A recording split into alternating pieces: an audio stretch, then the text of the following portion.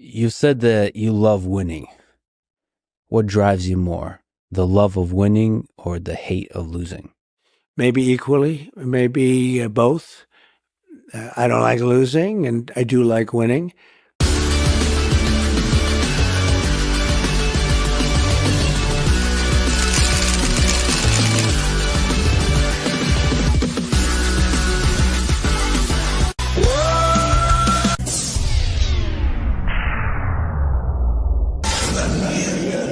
Say his name and he appears.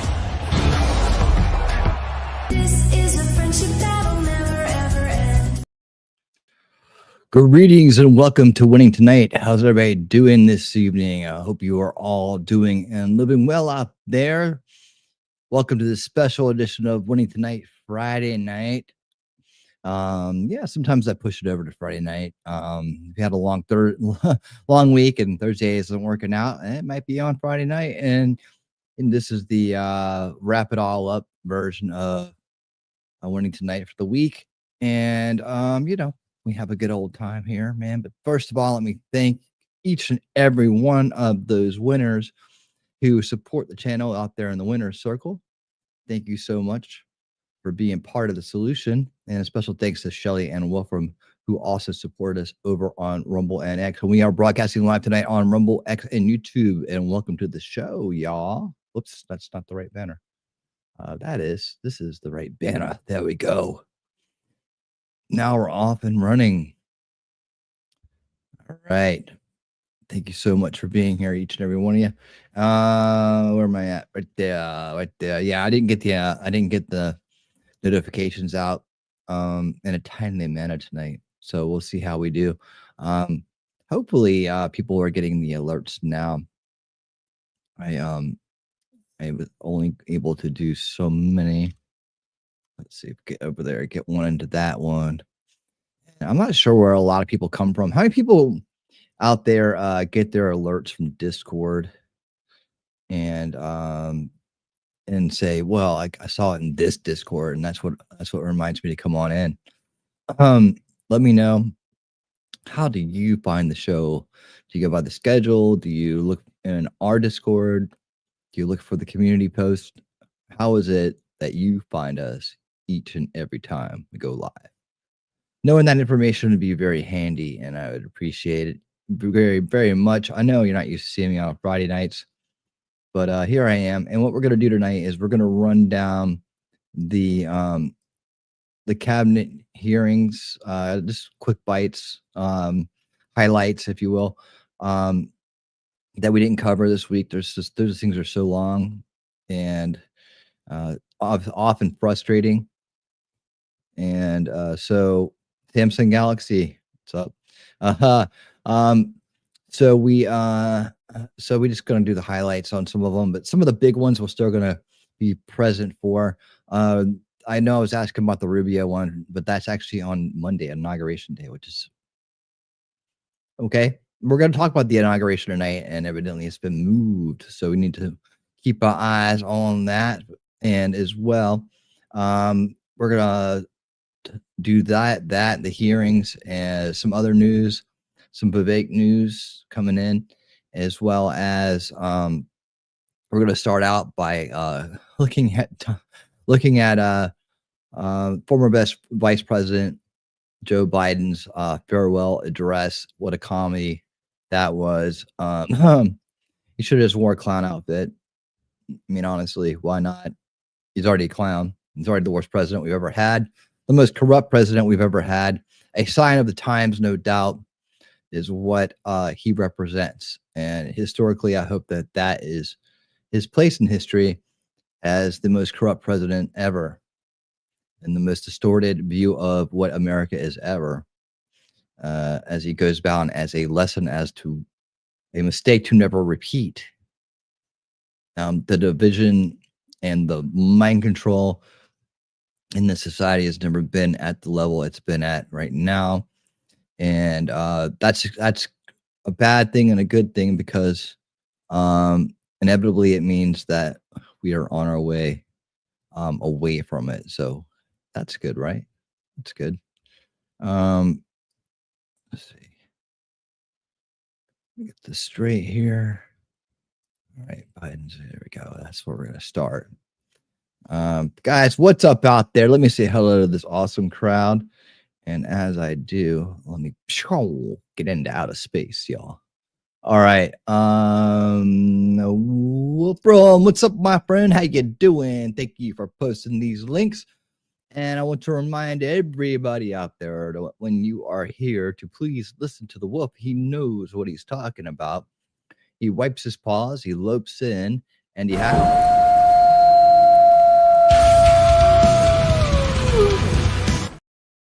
And that's how you know the alpha mod is in the house. What's up, Wolfram? There is Cool Gamer. What's up? Good to see you, bud. How you doing? How you doing? And thank you for supporting the channel. Roscoe Tree coming in. Keep on winning. Yes, we will. Thank you, Roscoe. Good to see you, dude. How's it going? How's it going out there in Nampa, Idaho on your Samsung Galaxy? How's it going? I have do I have a Sam? I don't know what kind of phone I have. Some kind of phone. I have some kind of phone. I forget. Ronnie, what's up? How you been? Finally on time, yeah. Finally on time in our off night. But it's our other night. It's our backflow night, or whatever. It's the just in case night. And Shelly's saying hello to all the rumblers out there. Guys, we're doing really, really awesome these days. Really awesome. So happy you guys are here. We are plus positive on the growth. That's good. We are at our highest subscriber count ever. That's good on YouTube. We are growing and slowly but surely doing the good work. And as you do the good work, the good Lord elevates you. Keep on showing up. Keep on doing it. And keep on winning. So let's see. Looking good over there on Rumble too. Highest numbers there. And then of course X, poor X. Poor X. It's good. It's still growing. But yeah, you know, nothing to talk about right now because we have to rebuild that X channel. We have to rebuild it because unfortunately technology is a good thing and a bad thing. And unfortunately, when something bad happens on X, you can't reach a human being to get it worked out. Therefore, I had to start a new channel. I had a great channel going with lots of content on it and over 1,800 followers, which was a lot of work. Considering, you know, poster, it's hard to get there if you're not a content farmer, if you're not an extreme, the outrage extremist, or you're not a grifter or something like that. It's hard to get. Are really big on other platforms. That's another thing too. I should add that in. It's really hard to get people to notice your posts and whatnot on X. But man, I guess eventually at some point I will start working towards rebuilding that channel in a very concise manner, like I did before. Not overly excited about that because it's a lot of work, and I got to sit there and zone out and follow. And I got to get back to following the people that I like, and I got to find all the channels I liked and redo those as well. Kenny, what's up? How you doing, Kenny? Good to see you, brother. Good to see you. Good to see you. All right. So we're gonna speed on into it. And the first segment this evening, did you hear about Legacy Media's new lawsuit news? What is it? Little vague there, but I know that they've lost some lawsuits recently.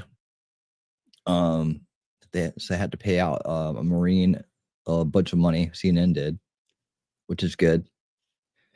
The battle for the control of language is always on. That you guys, when you think about this, right? I'll open with this. When you think about the control of language, which you see up on the board, right? The big board as a root cause issue. When you realize that, what that is, the control of language, if you had that power, if you yourself had that power, now many of us here would use it in a good way, right? But can you imagine what that means? To have that kind of power? To have that kind of power means that you can literally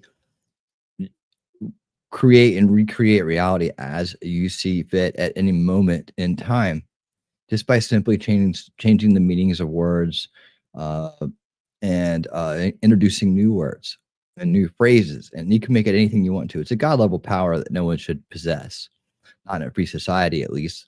Tyrants and authoritarian societies, they love it. They control language as a primary weapon, and in our society, it is a primary weapon of the corrupt, as a foreshadowing of how they would run us if they were allowed to completely dominate us, and we'd have no means to fight back. This would be the Orwellian nightmare many people believe can happen, and it very well could. I mean, it is a warning, um, in a sense that every aspect of language can be controlled. It means including what comes out of your mouth, and language control is equal to and does become equal to mind control, because you have to then adapt your mind to the language, right? So while you may still have freedom of thought in that mind, what comes out, your output into the universe, into this reality, would then be tainted by the coercion, the fear, and whatever is controlling that language, right? The control of language is a primary weapon of the authoritarian, and free speech, however, in itself, why we fight for it so hard, in itself opens the door for that as well, right? Because then they can say anything they want to, right? But there has to be a way to garner that, and that's why I propose that to without controlling it ourselves, while becoming what we fight, to maintain it as a free thing, right? As and part of that is education, as I propose, right? And also, we need some kind of regulation on the introduction of terminology and the widespread adoption of terminology that impacts legal and personal freedoms and practices. You see, because as it is right now, they just come up with a word, and then a bunch of people adopt the word, and then we have to live with it. Like the stupidest word on the planet right now, cisgender, being forced upon every straight person in the world, when we didn't ask for it, and we don't need it, and we don't want to use it. We don't want it to be referred to as it. It's a stupid word made up by small-brained, agenda-driven people who only have the worst intent for those people they call that name. So it's a ridiculous word. It shouldn't be used. Yet a small group of loud, misled people can begin using it, and all of a sudden it's on job applications. It's used in the media. People dance around and use it to it's like, I'm like, don't use their language. So control of language, big deal, right? It is a big deal. Sir Frank Otter, what's up? What's up? Can I confirm or deny anything that Illuminati is doing? ATM on gathering information. Yeah. Let's see. CBS, NBC, ABC, quite interested to learn a little bit about their new lawsuits. Quite interesting to learn a little which ones it particularly be. We could probably hit that at the end of the show. Did you hear what Venezuela president said about liberating Cuba from America? Do we own Cuba? Last time I checked, we don't own Cuba. So good luck with that, Venezuelan president. Yep. You have to talk to Memento Mori about that. He's our resident Illuminati member. Yeah, that goes way back to an episode we did about that, and we were talking about this, and because he has a skull and stuff in his avatar, and then we were talking about how he was our resident. He was our insider, right? Yeah.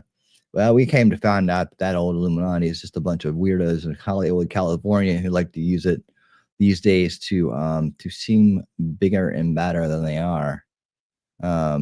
But the ancient one, we did a whole show on them like, where the terminology came from when they died out, and what the lore was behind it, why people think it's still going on. I'm like, if you want an Illuminati, take yourself over to Davos, go over to WEF, go over to the UN, and you'll find people playing those parts in terms of trying to dictate how the world goes in a big agenda known as Agenda 2030, and stakeholder capitalism, bigger, great reset, all that shit. They tell you what they're going to do because then you can, then they can consent for it. Consent is power because consent is your free will in action. Can you imagine even greater power than the control language is the consent of all, right? We just had a giant exercise in consent, didn't we? It's called the elections in November. So when you have that many people consenting to you as the leader, right? That's them saying you can execute on our free will. We trust you to lead us, right? And then we consent to what their decisions are and so on. But yeah, no bigger exercise has gone on in this great world of ours throughout time, throughout civilization and the manufacturing consent, because you think about it, your consent, when you consent to something, right? It's your free will in action. Your free will is your greatest gift, right? Free will is the creativity, where creativity comes from, creation comes from. Free will is everything. It is your power. And at certain points, we allocate that power to leaders and other things that we consent to, right? Consent to actions. That's your action. That's an action, right? Yes, no, I don't know, or you do it, right? These are all actions we take with our free will. And so when you gather enough free will, you gain power, right? You gain power. And getting into like how I interpret like how natural law and things like that work, right? Energetically speaking, it's a way to gain power, right? Without using force. And natural law is all about the use or not the use of force or no use of force. And it's basically about how you can how the parameters of the universe work in that sense. It's the way that I've learned to interpret it over time. That's a different story for a different night. However, consent, man. Think about consent. I often challenge people to think about really just, it's a word we use so much, but really think about what it means. Really think about what it is when you give consent. And some people think because they don't do anything, they're not giving consent. Everything's an action. Everything's an exercise of your free will. So that's a good little thought exercise for the crowd. Let's see. We got some more people rolling in here. What's up, guys? We got Captain Kern. What's up, Captain Kern? How you doing? Good to see you. RB, what's up? What's up? How you doing, RB? Good evening to you. K Marshall, what's up? Welcome to the show, K. Happy Friday to each and every one of you. Nacho Kitties in the house, fixing dinner. Might be quieter than usual, but holding down the Rumble side over there. We're talking trash truths. Anybody else who wants to feels like being a Rumbler tonight. You got your Rumble on. You got your Rumble on. There we go. Remember when you're on Rumble that it's all about those thumbs up more so than anywhere else that we broadcast. So I guess X is kind of like that too, right? X is kind of like, but this God, it's hard to get anybody to heart or anything over on X. Whoa, it's like, wow. I don't know which one's harder, the Rumble or X. Probably X. It probably is harder to get people to like things over on X unless it's like confirming their bias. It's a very big bias confirmation or engagement, right? Engagement farming is like, what do you see here? And you put a picture or something out and then people answer it. Like that's engagement farming. I mean, I get it. It's a way to have a conversation with somebody, but it's considered engagement farming when you're just constantly doing that over and over again. What is this? What do you think of that? What is this? What would you do here? Just like asking questions that you really don't care about the answer to. You just want people to leave a comment, right? That's the problem with that thing. So anyways, like I said earlier, we're going to start with Biden's disgraceful exit because I didn't cover that live because it wasn't worth it. Like I said, Biden is like right now to me is like, it reminds me of that Motley Crue song, "Girl, Don't Go Away Mad." Girl, just go away. That's the one. Just go away. We are so close to being out of this nightmare. I'm super. That's the one thing I'm really looking forward to. Monday, of course, I'll be covering the inauguration, and it will be a celebration like you wouldn't believe. So this is your home for that, the inauguration activities and all the fun stuff that goes along with that. Keep an eye on what other things could occur. Oh, and boy, all kinds of people have all kinds of things they think is going to happen. I've heard drone attacks. I've heard alien disclosure, dark underground black ops groups coming to light, and boy, wouldn't that be interesting, wouldn't it? Oh, it would certainly spice things up, wouldn't it? Yeah, and by the way, we did have a great streaming the other night on Unveiling Reality, putting the reality check on Dr. Stephen Greer as the disclosure day came, but also now disclosure countdown, because the real disclosure on that day was that he had a brand new podcast he needed to start to make sure there was no disinformation coming out. And then today he did another one. I thought they were going to be weekly. Now I fear that these things are going to be coming out a lot. I did watch it, so you don't have to. And so if you've seen this guy on News Nation with the bug eyes coming out saying that he was part of alien crash retrieval projects, Greer is now claiming that guy as his whistleblower. So it's funny, though. I thought it was funny that, if this guy was his whistleblower that came to him and said that he wanted him to be part of this whole disclosure thing, right? And he wanted him to, he arranged a handshake and he took him around to blackout bases and did all this stuff that Greer claimed he did in the interview with Dana Carvey and David Spade and others, his new narrative, right? Then why wasn't he on the podcast with them? Why wasn't he there going through Stephen Greer's podcast, right? Stephen Greer's podcast to do all this major announcement stuff. Why would he go on News Nation in a 1 part, 2 part, whatever part video with the guy there? That's really strange. It's really strange. And hopefully you guys can hear me. I have that little back. That's really strange. It's really strange that he was the guy. And even in his first podcast, he said, well, they may be releasing it now. I don't know. Well, today in his podcast, he said, well, by Saturday, we're going to see some really, really wild stuff. And this guy evidently is going to bring forth video or something like that. I don't know. Dude, it's going to be fun. So we'll continue the wrap up Wednesday on that. We'll readdress where it's going now. But I have a feeling from what I listened to today that this is going to drag on and on and on and on and on. So we'll see how long we can tolerate it, but we'll have fun again Wednesday, going back over whatever comes out Saturday. I mean, we maybe just do Saturday night, winning Saturday night may have a big portion about that. We may just add some of that in, and we'll see if we even need a Wednesday show. If everything comes out nice and clean, and we maybe dedicate our time Saturday night to looking at that. Because that's the big day. I mean, I want to be part of the breaking news, I don't want it to be let's see. I don't want to miss out on freaking alien disclosure. Jesus Christ. I miss that. I'd be like, what? Let's see. I know you guys read Woke Inc. I'm curious about your take on Vivek. I think Vivek's awesome. Dude. And I think that he is a learner and a grower and someone who is humble and truthful and speaks out. And I think he really cares about the country. And I think he probably should be considered number 1 contender for 28, simply because he understands the bigger picture about what's going on. He understands root cause issues really well.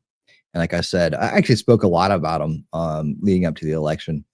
Though I always was behind Trump. I mean, I don't think he was ready for president, but I think he did a great audition.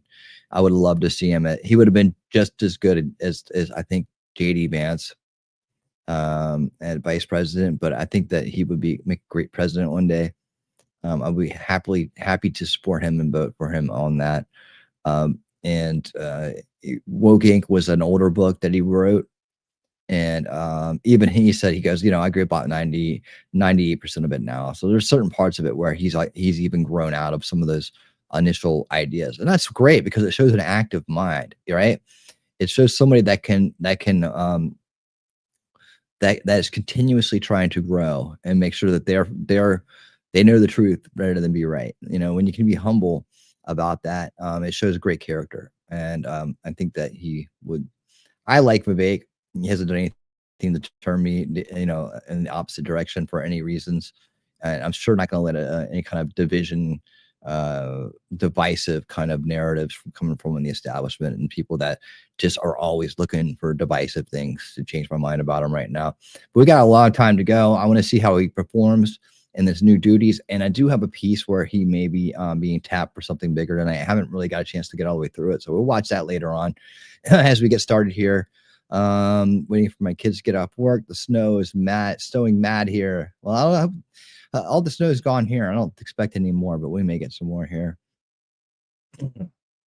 Gotta run. Oh, thanks for stopping by, Kenny. Thank you so much. Come on back if you got a chance. Let's see.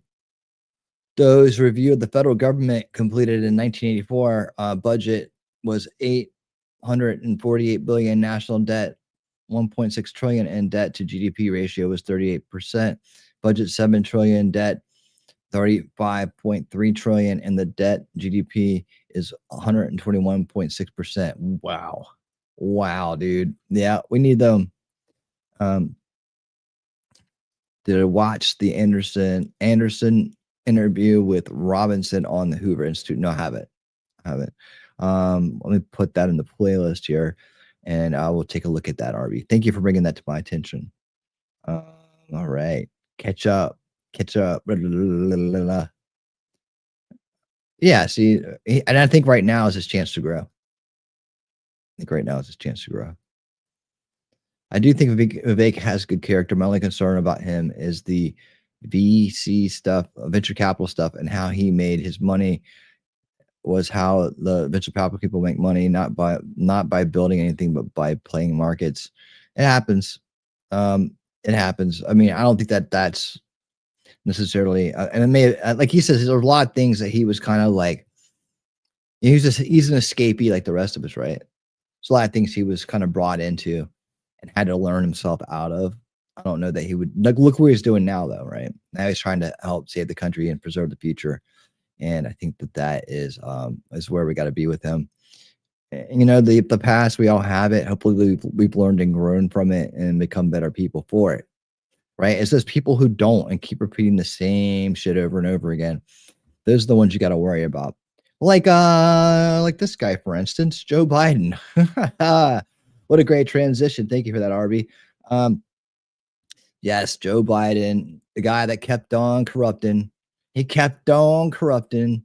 He kept on lying. I tell you what, if one thing about Sleepy Joe has been in the past, Joe Biden, is that he was very consistent. He was consistently awful, consistently creepy, consistently wrong, consistently dishonest, consistently anti-American, consistently disruptive, consistently demoralized.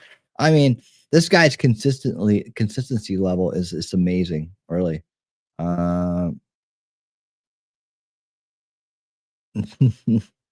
right, let's get into this. Let's go.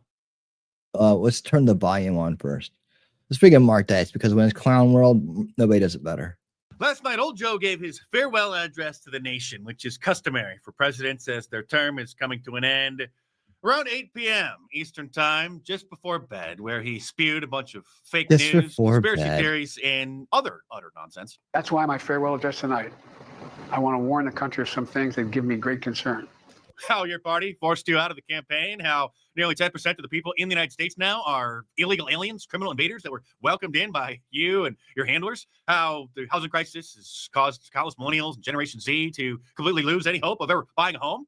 This is a dangerous and that's a dangerous concentration of power in the hands of a very few ultra-wealthy people. And the dangerous consequences if their abuse of power is left unchecked. What do you think I mean, this is the gaslighting, right? Throughout this, he's going to pretend like everything was fine up until now, right? He's going to pretend like George Soros wasn't banking the Democratic Party for decades. He's going to pretend like, they're not in bed with the globalists. He's going to pretend like everything was fine and everything was on the up and up until now. Their abuse of power has been left unchecked. We recently started checking it, which is why Donald Trump has been allowed back on the big tech platforms, why Facebook is loosening their rules just a little bit, and why Elon Musk bought Twitter. Today, an oligarchy is taking shape in America of extreme wealth, power, and influence that literally threatens our entire democracy, our basic rights and freedoms, I mean, and a fair shot for everyone to get ahead. I don't think he An knows what that oligarchy term means means. A bunch of rich people have taken over the government, which Wow. happened many, many years ago, thanks Right. in large part to George Soros, who Joe Biden literally recently gave the Medal of Freedom to at the White House. It's a medal of Accepting on corruption. behalf of Joe George Biden's Soros medal is of Alex corruption. Soros. We're clapping for the biggest tyrants in the world. They're like, yay, it's the Soroses. Like the biggest tyrants in the world. They've caused so much death and destruction, and their money completely is funding subversion worldwide, and mainly a lot of it here, putting corrupt politicians into places, corrupt individuals into power in places like attorney general seat, the prosecutor seats. There's like little things that keep the corruption alive. No bigger funder to the cycle of abuse than George Soros. That enables the cycle of control and all that and more. So yeah, and there's a guy that, our gender we're gonna have to worry about throughout the rest of our life, and our kids will have to worry about, who's shamefully following in his corrupt demonic father's footsteps. Who's dating Uba Abedin, by the way, Anthony Weiner's former wife, Hillary Clinton's former girlfriend, and George Soros is too old. Remember Abedin? She found her way to the top, didn't she?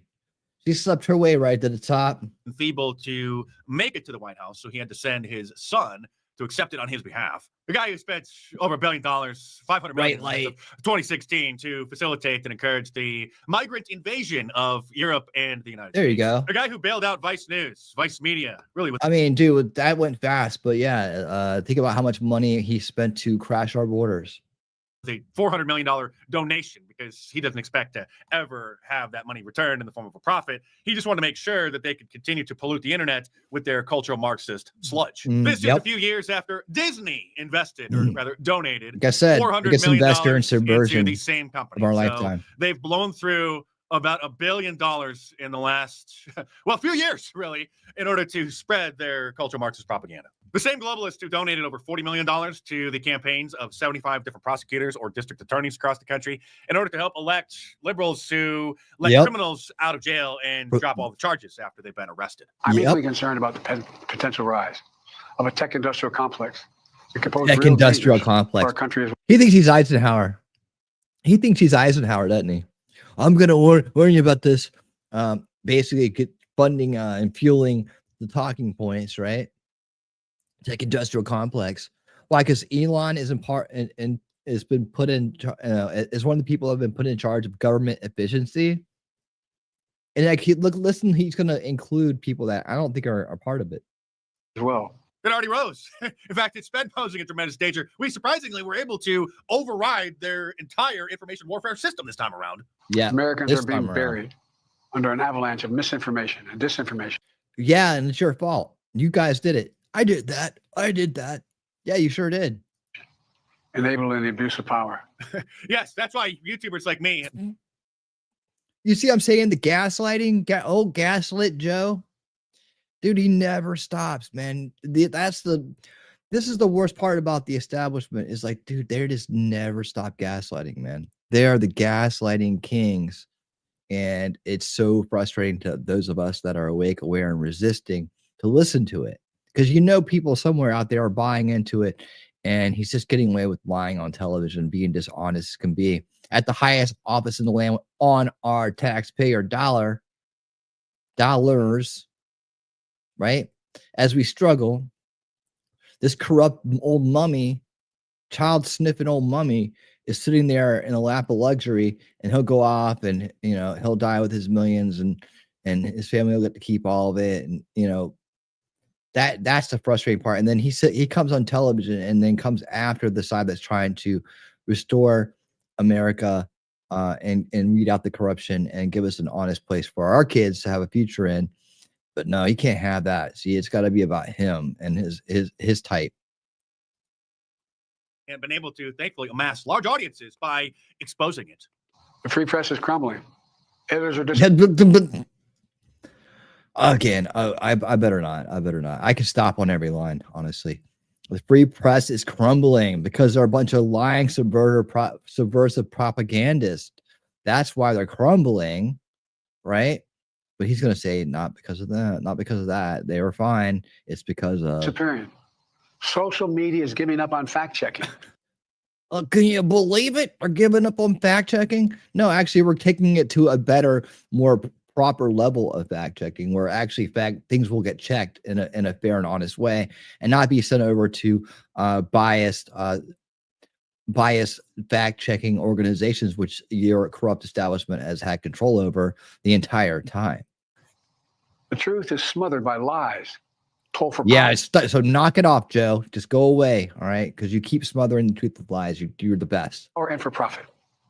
We must hold the social platforms accountable to protect our we hold you accountable, and that's why you and your kind are out.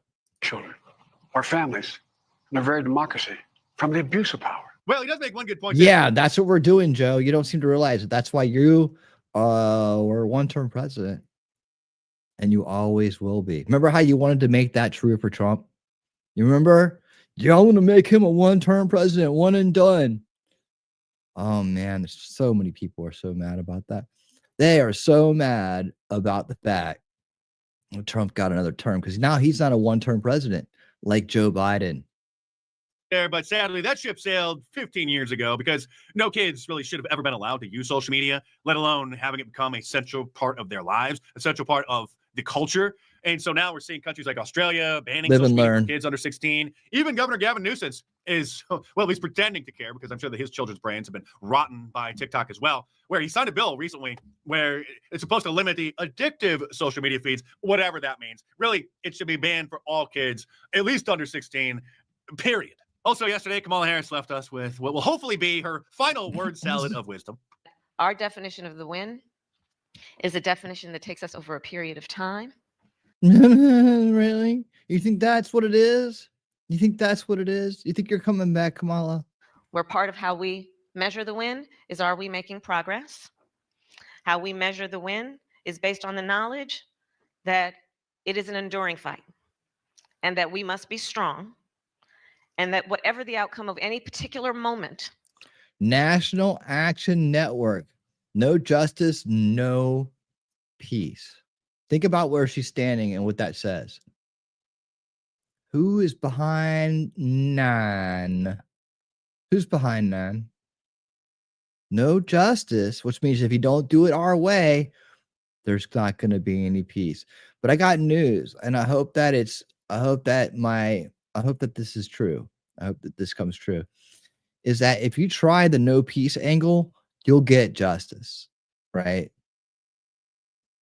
You're going to get your justice, but it's not the justice you think you're going to get. It's the justice you're going to get the real justice. If you destabilize and try to bring our country to crisis through demoralized actions, you will be arrested, locked up, convicted, and used as an example for others to never do the same thing.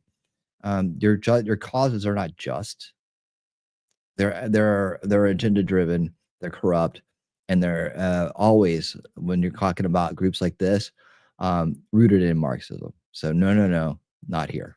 We can never be defeated. Oh, you were defeated. Oh, you can be defeated. I know that you're used to. I know the guys are used to getting away with this shit, and you have for a long time. It's a new day, a new age, and a new group that's really more armed mentally and ready, mentally armed with information and truth, and ready to stand up and resist your corrupt establishment than ever. It's something we never had in the past to this degree, right? You've never seen something like this. Look, I mean, just look at this crowd we got right here. Look at this crowd in this house right here, right? Oh, yeah, we're going to talk about that too. Yeah, we're going to talk about that.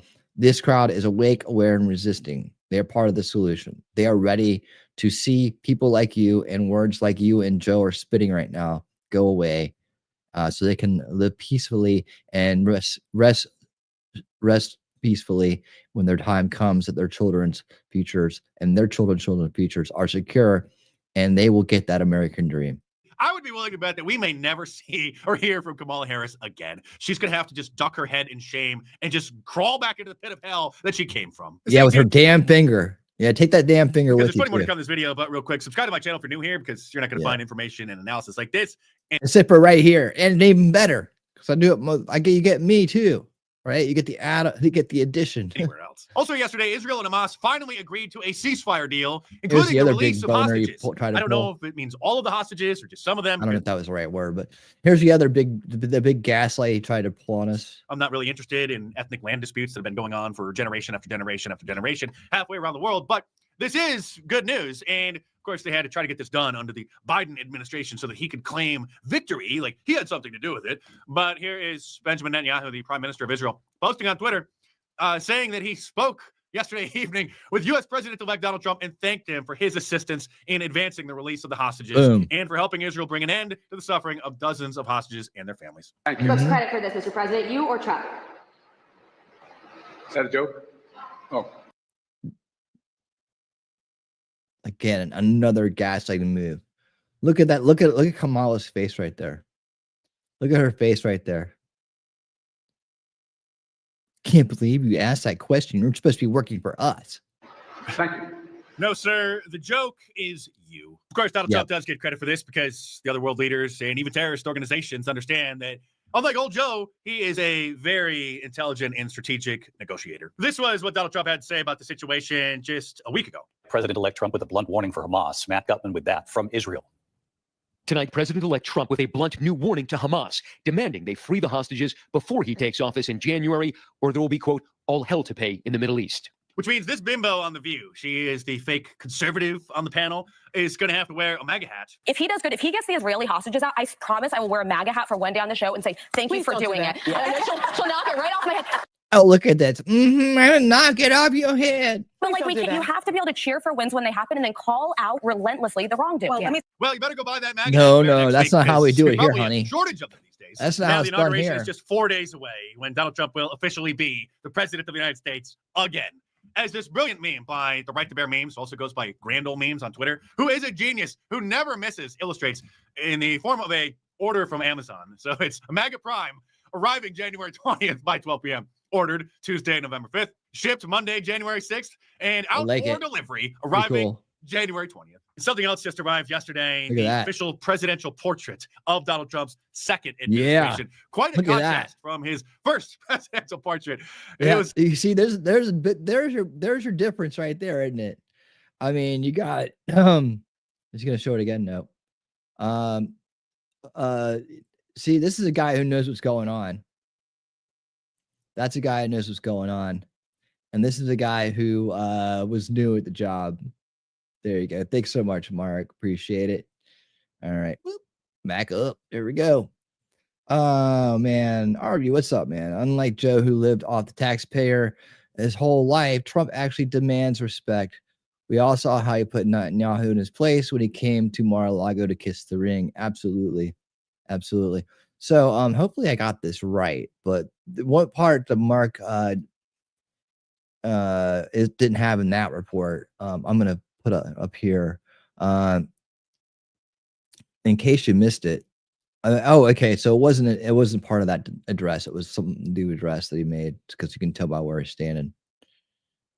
He's standing somewhere, and guess what he said recently? Guess what he said at some freaking place today? I can't believe they're still giving this guy a microphone. I mean, okay, Joe, you're done. You're done, dude. You gave us your closing statements there. So go ahead, wander on off, start packing your bags. We got to get you out of here, man. We got the president's coming to live here, and we have to get that old corrupt man smell out of this place, because you know it smells in that place right now. They got to get that smell out of it. Remember how they decorated and desecrated it? They got to get that back to being a good place, man. So Trump needs to have a nice, clean White House to work in with all those. They need to burn some sage in there or some shit. you know. So, anyways, let's listen to what lunacy old Joe is spewing now. Today, I affirm the Equal Rights Amendment to have cleared all the necessary hurdles to be added to the U.S. Constitution now. He thinks because if he says things a certain way that means that they're true. You know, people like that. I mean, this is a first veil establishment mind control tell, right? When somebody has this problem, they do this all the time. They start mimicking the talking points they see on TV the way they saw them. Like I had some guy tell me one time when Ron Paul was running, and obviously he voted left, right? He goes, "Man, you tell me, that an old man's going to win the White House after Barack Obama's out there shooting 3-pointers and shit." He goes, "Man, that ship sailed," and that was his big statement about that, right? Not that, the corruption, and because he didn't know about that. Let's be honest, he got his one party, but but anything like that, right? He just turns on CNN and gets programmed. And so he spouted this line that he had heard somebody make in a certain way that he liked. So he mimicked it. He parroted it at me. Meanwhile, 3 elections later, 3 old men have been elected back to back to back. So I guess the ship didn't sail, did it?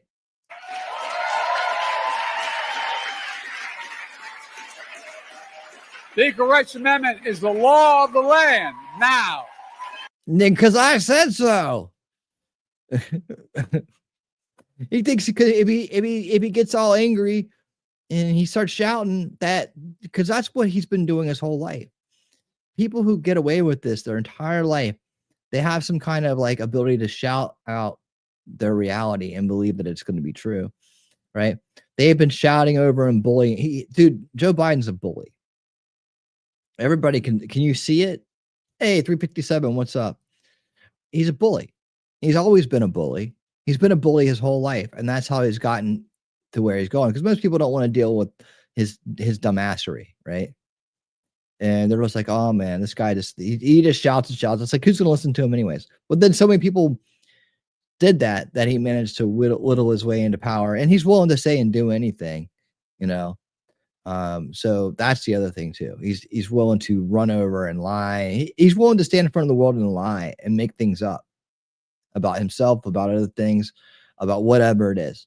I mean, this is when if you buy into it, you might not see it, but when you realize that 90% of the shit coming out of his mouth is completely fabricated or made up or spun in a certain way, and that he's out there intentionally misleading people. He's a salesman. He's not a president. He's not a senator. He's not a vice president. He's a salesman. He's there to sell you on believing and to manufacture your consent. He's a giant consent manufacturer is what he is, right? He does it by emotionally triggering people, anger, raising his voice, pointing his finger, acting like he's standing up for something that he's not really standing up for. These are all games he's played throughout his career. And man, I'm so happy that this is so close to being over. It's the 28th Amendment to the Constitution now. See what I'm saying? No, I want to know.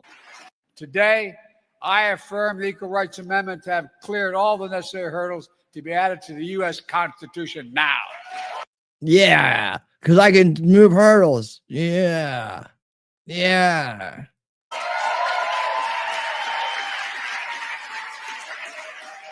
The Equal Rights Amendment is the law of the land. He's just making shit up. He's literally standing there with people clapping. He's making shit up. And the puppets clapped along as the deranged old man babbled endlessly about something that will never be true and can't possibly be true because, well, now. We'll find that out in a second. 28th Amendment to the Constitution now. Today. All right, so there it is. There it is. Disgraceful as ever. Joe Biden tries to declare the 28th Amendment is been ratified when it hasn't been. and that's the problem. Joe Biden just declared the Equal Rights Amendment to be law of the land and the 28th Amendment. Biden said Trump would be a tyrant, yet Byron is now unconstitutionally declaring amendments. There are only 27 amendments to the Constitution. This declaration changes nothing, right? And here's the thing, is that should this be implemented, it would actually undo all the woke shit, which would be all right. But let's read it real quick. Guarantees all Americans equal rights and protection under the law, regardless of their sex. So that's an equal rights for men too, isn't it? Equal rights and protections. The Constitution already enables that. We don't need an amendment to say that, right?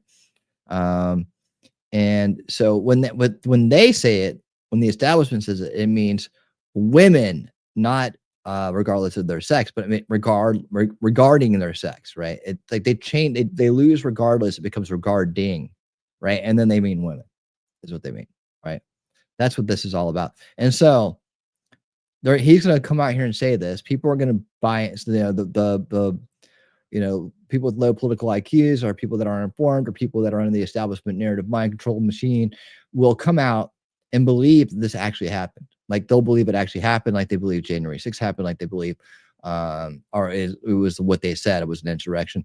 They believe that, they believe the Russia hoax, they believe all the other shit they've been spoon-fed and told, because they are too absorbed with themselves and their habits to actually pay attention to what's really going on, or to take the truth as seriously as they should, right?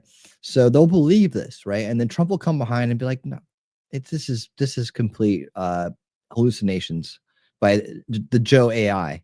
Joe AI is hallucinating, and this is impossible. One, the statute of limitations ran out on that a long time ago. Two, it was never ratified by the states, and it won't be, because of numerous reasons we won't get into, but it's numerous reasons that this just doesn't work, right? I mean, the big one is that we don't need it, but some people will try to say that it means equal pay, it means all this other shit.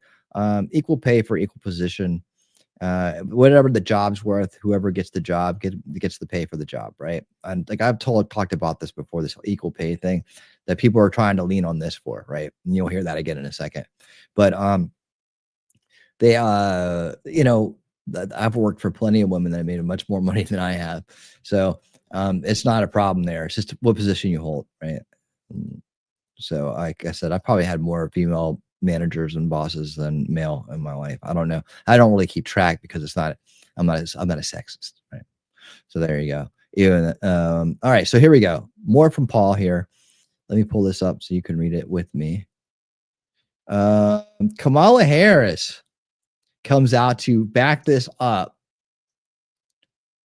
Kamala Harris just achieved this sacred triple community noted by posting a statement supporting Joe Biden's 28th Amendment, proclaiming that that's even more insane. Proclamation that's even more insane than the proclamation. Even though two of the community notes are the same, they were both confirmed. There is no 28th Amendment, but let us read here. All right. Kamala Harris says, Equal Rights Amendment is the 28th Amendment, and it is the law of the land. Statement from former Vice President Kamala Harris on the Equal Rights Amendment. Equality is a fundamental promise of our democracy. Is it? That is why the Equal Rights Amendment belongs in our Constitution. Belongs, but isn't there. According to her, it belongs there. It makes our nation stronger. Does it? And it is the law of the land. Well, not if it's not really part of the Constitution. It's not the law of the land. But, think about the source here. Because the American people have spoken in states across our nation. Yes, and they refuse to ratify it. History.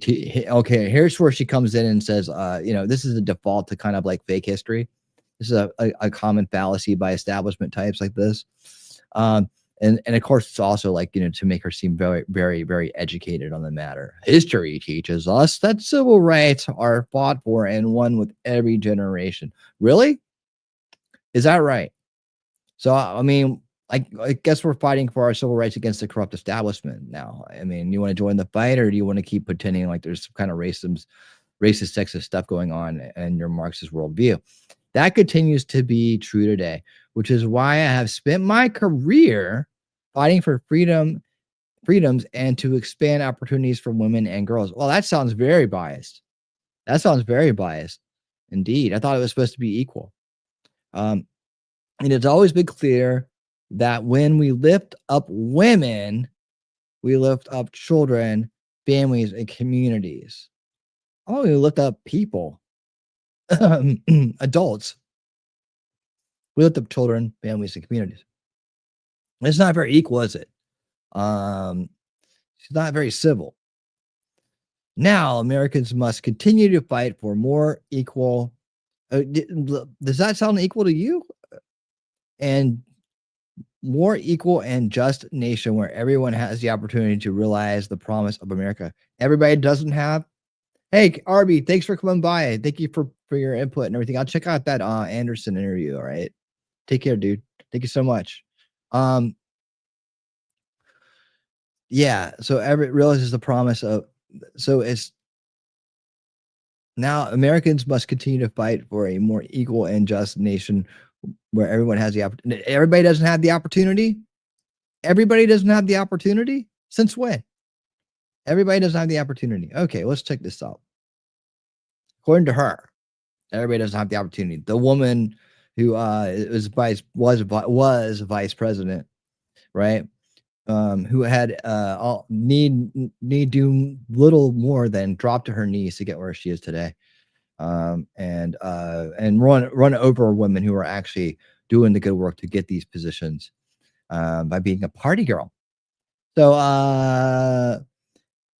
the archivist of the United States, charged with officially publishing ratified amendments, has confirmed that the ERA was not ratified and based that analysis on binding legal precedent. There is no 28th Amendment. How many people that need to see that will never know that?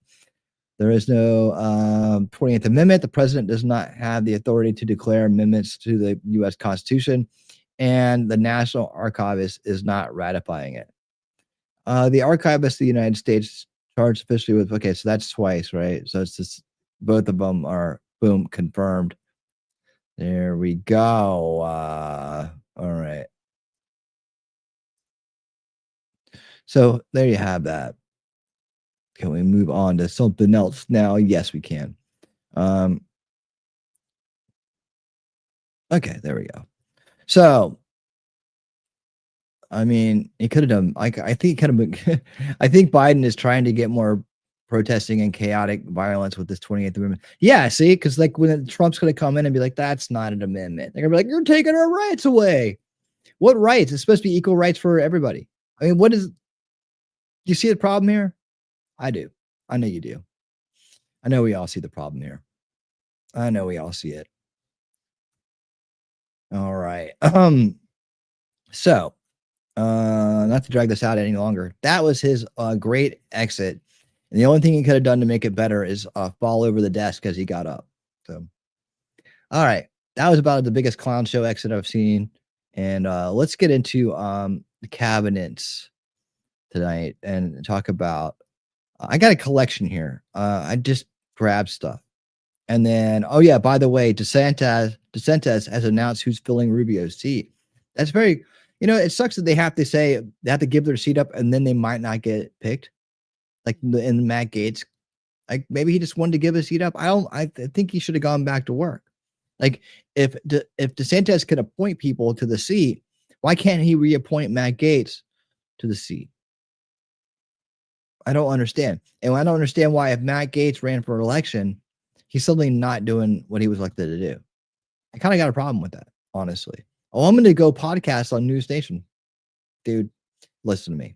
News Nation is great in a lot of ways, but they're also entertaining Looney Tunes, alien disclosure guy. right? Who's supposed to be part of Greer's team, but doesn't go on Greer's podcast for some reason. Like I say it, maybe he'll end up there.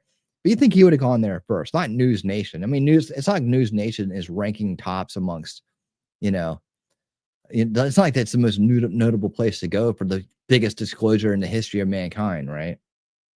That we have alien technology, we have aliens here, we have all this stuff. So, I mean, I don't know about that. I don't know what's going on or why it went down the way it went down, but we'll just stand by and watch, I guess. All right. So Kristi Noem, John Ratcliffe, what's this other guy's name? Lee Zeldin. I don't want that one there. Put this down here. All went recently. And oh yeah, Bassett. Did I say his name? Yeah, Bassett. All did their nomination hearings recently, and there's some more there too. I know I'm missing somebody, but I gathered up some clips I thought we'd watch together, just to kind of catch us up. The highlight reel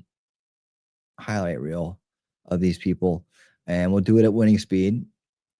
And we'll start with Kristi. I'm just making sure I have everything in a row here. Ratcliffe.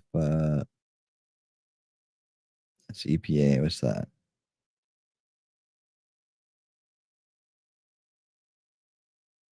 Bassett. Zeldin. Bassett. I'm just getting them in order here. Zeldin. And Zeldin. I don't have a lot of them, but I figured enough for us to go over tonight. I mean, we'll get the gist of it. And, these are the ones that went down this week. Kristi Noem looked like that was a good one. It looked like that was a good one. So, we'll start with her. And she's pretty easy on the eyes. Let's put it that way. All right. So, Governor Noem.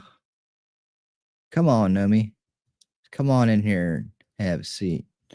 All right, here we go. There she is. This is Ron Johnson asking, how do you root out, I guess, corruption and DHS employees who obstruct, I'm guessing, opened our borders? Here we go. Okay. And she, of course, is the nominee for DHS Secretary, Department of Homeland Security. Securus. Governor Noem, welcome, and thank you for your willingness to serve. You'll be taking over a massive federal government agency, 240,000 employees.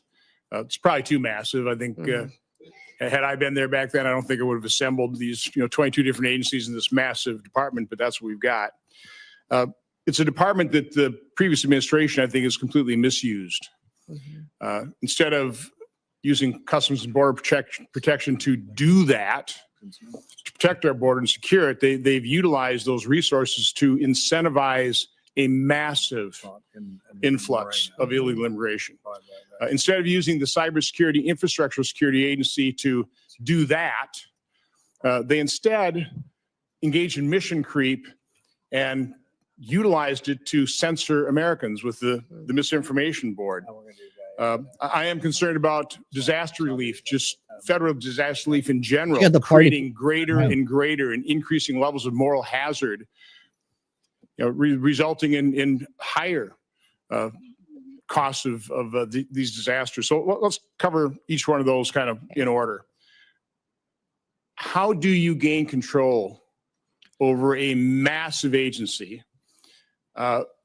whose resources and personnel have been misused? I mean, how do you root out those individuals who, instead of securing our border, opened it up and facilitated this? Well, Senator, this has been a big topic of conversation in most of the meetings that I've had with the members of this committee was how do we fix this agency, which the reputation is that it's broken and dysfunctional. I think that was the question I get asked the most is why would you want to head up such a dysfunctional department? And I would say that because the mission of the department is to secure the homeland and our people, it's our biggest vulnerability right now. And we have a president that's not enforcing the law. Nope. And I don't believe the law should be unequally applied. Everyone should Go be on, subject to our girl. laws, and a nation without laws and without borders is not a nation at all. So Go on, I will girl. work by ensuring one of the things that Senator Ernst talked about, people have to show up for work. I think there's going to be a majority of people who don't have their primary mission to secure the homeland, that if they don't want to show up for work, then maybe they're just not truly passionate about protecting America. I think they Go need to on, do that, girl. and they need to recognize what their job is. The morale Get in to work, DHS is very low. I'm going to let people do their jobs. I'm going to remind them what their jobs are. Some of these Border Patrol agents haven't been able to do their jobs for a very long time. They've been processing paperwork and facilitating an invasion when they should be back securing our border, which is why they were recruited and wanted to serve there to begin with. We're going to build partnerships girl. with local law enforcement, with ICE and task forces. So we're communicating again with local sheriffs and mayors and law enforcement to partner together.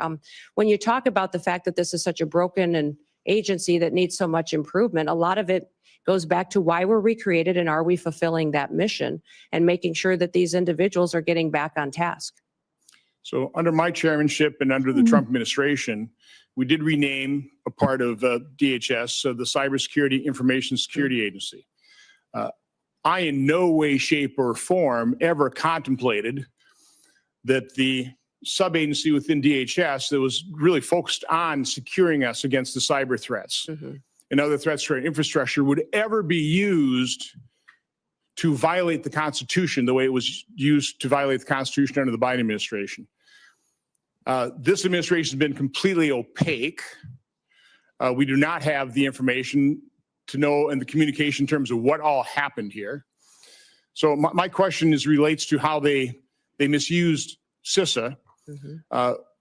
Will you commit to providing the transparency, providing the information, investigate it yourself, but provide this committee, my subcommittee, the information to expose Ron, the truth of the American public, but even more importantly, propose a piece of legislation based on our investigation, based on those results, to fix it so that no administration can ever misuse the language of the law. There we go. Permanent to commit fixes. that kind of unconstitutional act and violate people's First Amendment rights. Look at Ron. He's got the chicks hanging out with him. Man, he's all about it.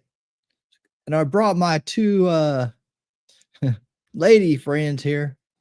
Yeah, Senator, I look forward to working with You want to you sit behind Ron Johnson. on that. And I think what we saw during the COVID pandemic, the actions of CISA, their misinformation and disinformation campaign, the materials they were putting out was shocking.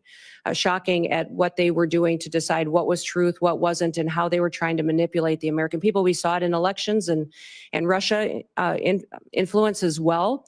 And so ensuring that they can't do that in the future under any administration would be a priority, that they stay doing what they're supposed to do, and hardening our systems and working with local officials to do that is a priority. And I'd look forward to working with you on legislation should you wish to rein them in. So the first step in that process is to expose the truth, to find out who these bad actors were, expose who they were, hold them accountable. I mean, that is crucial that we take that first step. So again, look forward to working with you on that. You know, the tragedy of the California fires, the more we learn, the more we understand that not only was it predictable, it was predicted, which means it was preventable.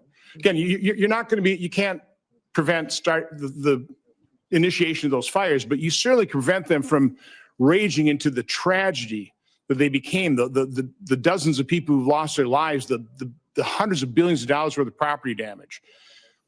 It's not just California, though. I mean, again, that was grotesque mismanagement. That could have been prevented. You can't prevent a hurricane. T-Rex trucking. You can't prevent floods. But you certainly can try and start reducing the moral hazard that we've allowed to explode, quite honestly, by the federal government rushing in immediately, no questions asked. Just tell us how big a check you want.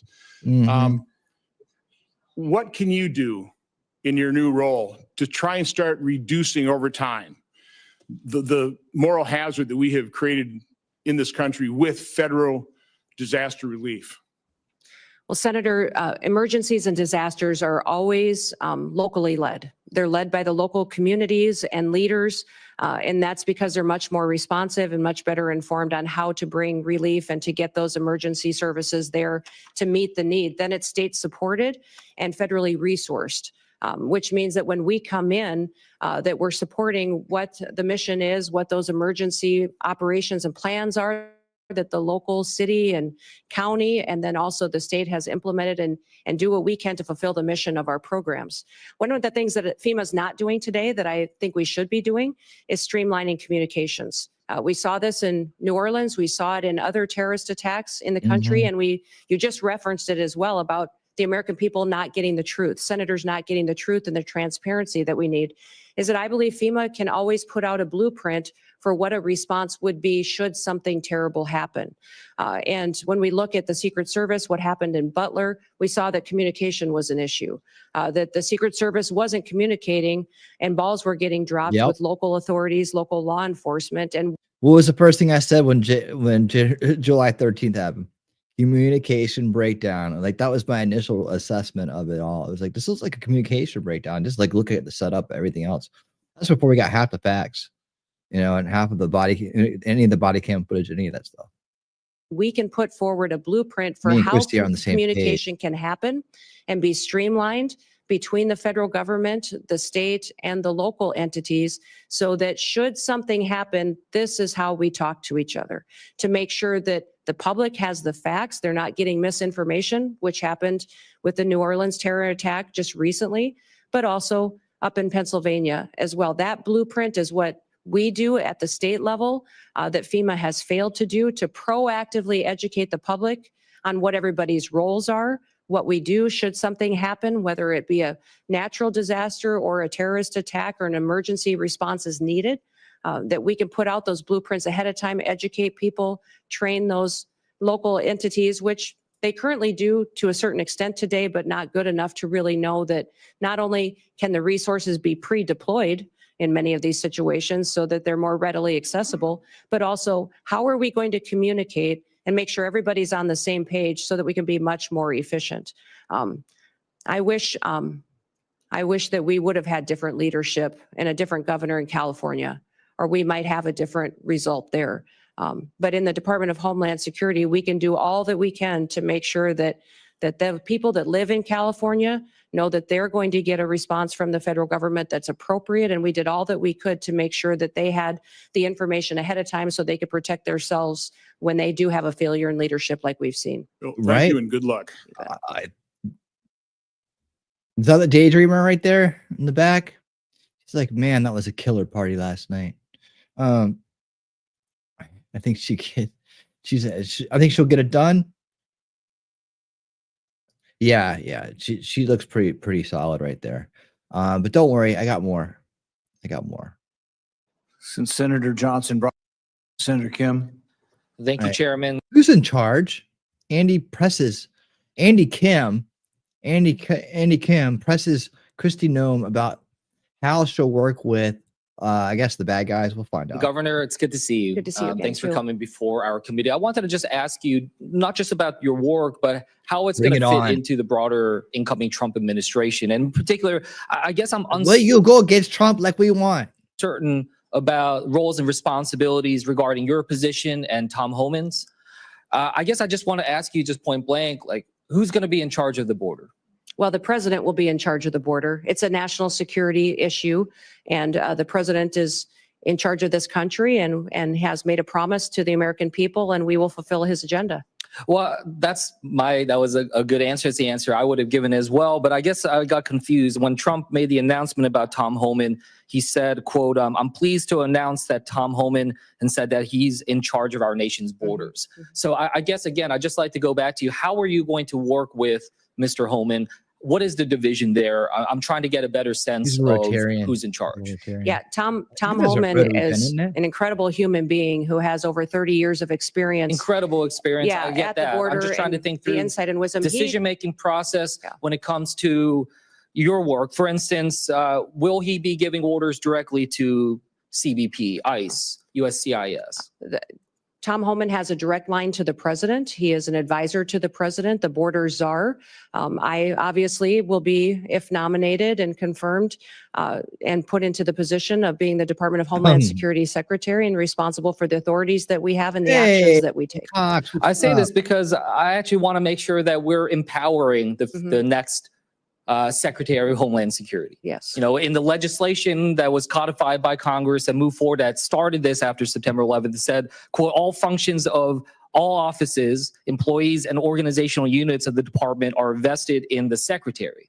So I guess the reason why I mentioned this is I've just seen some quotes from Mr. Holman where he said, quote, I'll be making decisions on border security and deportation. He was asked in another interview about the stronger role that he'll play. And he said, absolutely, I'll be making decisions on how we do the border. So Any guesses where Andy Kim is hailing from? Who he represents? Anybody? just raise that as a concern of mine. Because not only is that about the function of our executive branch, but also the capabilities of this committee to be able to properly do our constitutional duties for oversight. The ability for us to be able to have that conversation. We can talk to you, engage with you. That is the direct way.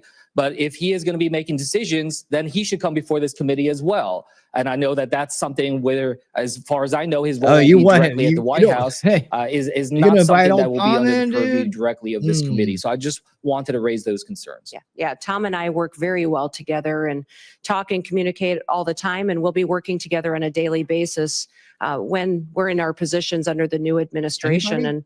And I would say there's no authorities being planned to be taken away from the department or myself if I'm in the role, and but we'll it sends continue some to mixed oversee signals. CBP. You can understand how people in my home state, maybe around the country, when they hear Where's his Mr. home Holman state? saying, "I'm making the decisions," when they hear President-elect Trump say he's in charge of our border. So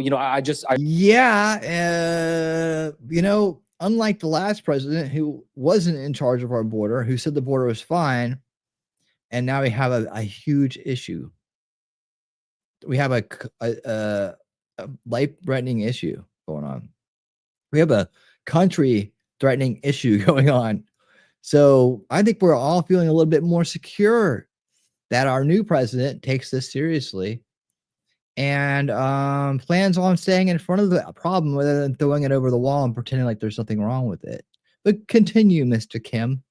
I urge, that we're going to try to do our best to try to make sure we're empowering the department, empowering the next secretary, because that's where, our laws are invested in our decision making. Yeah.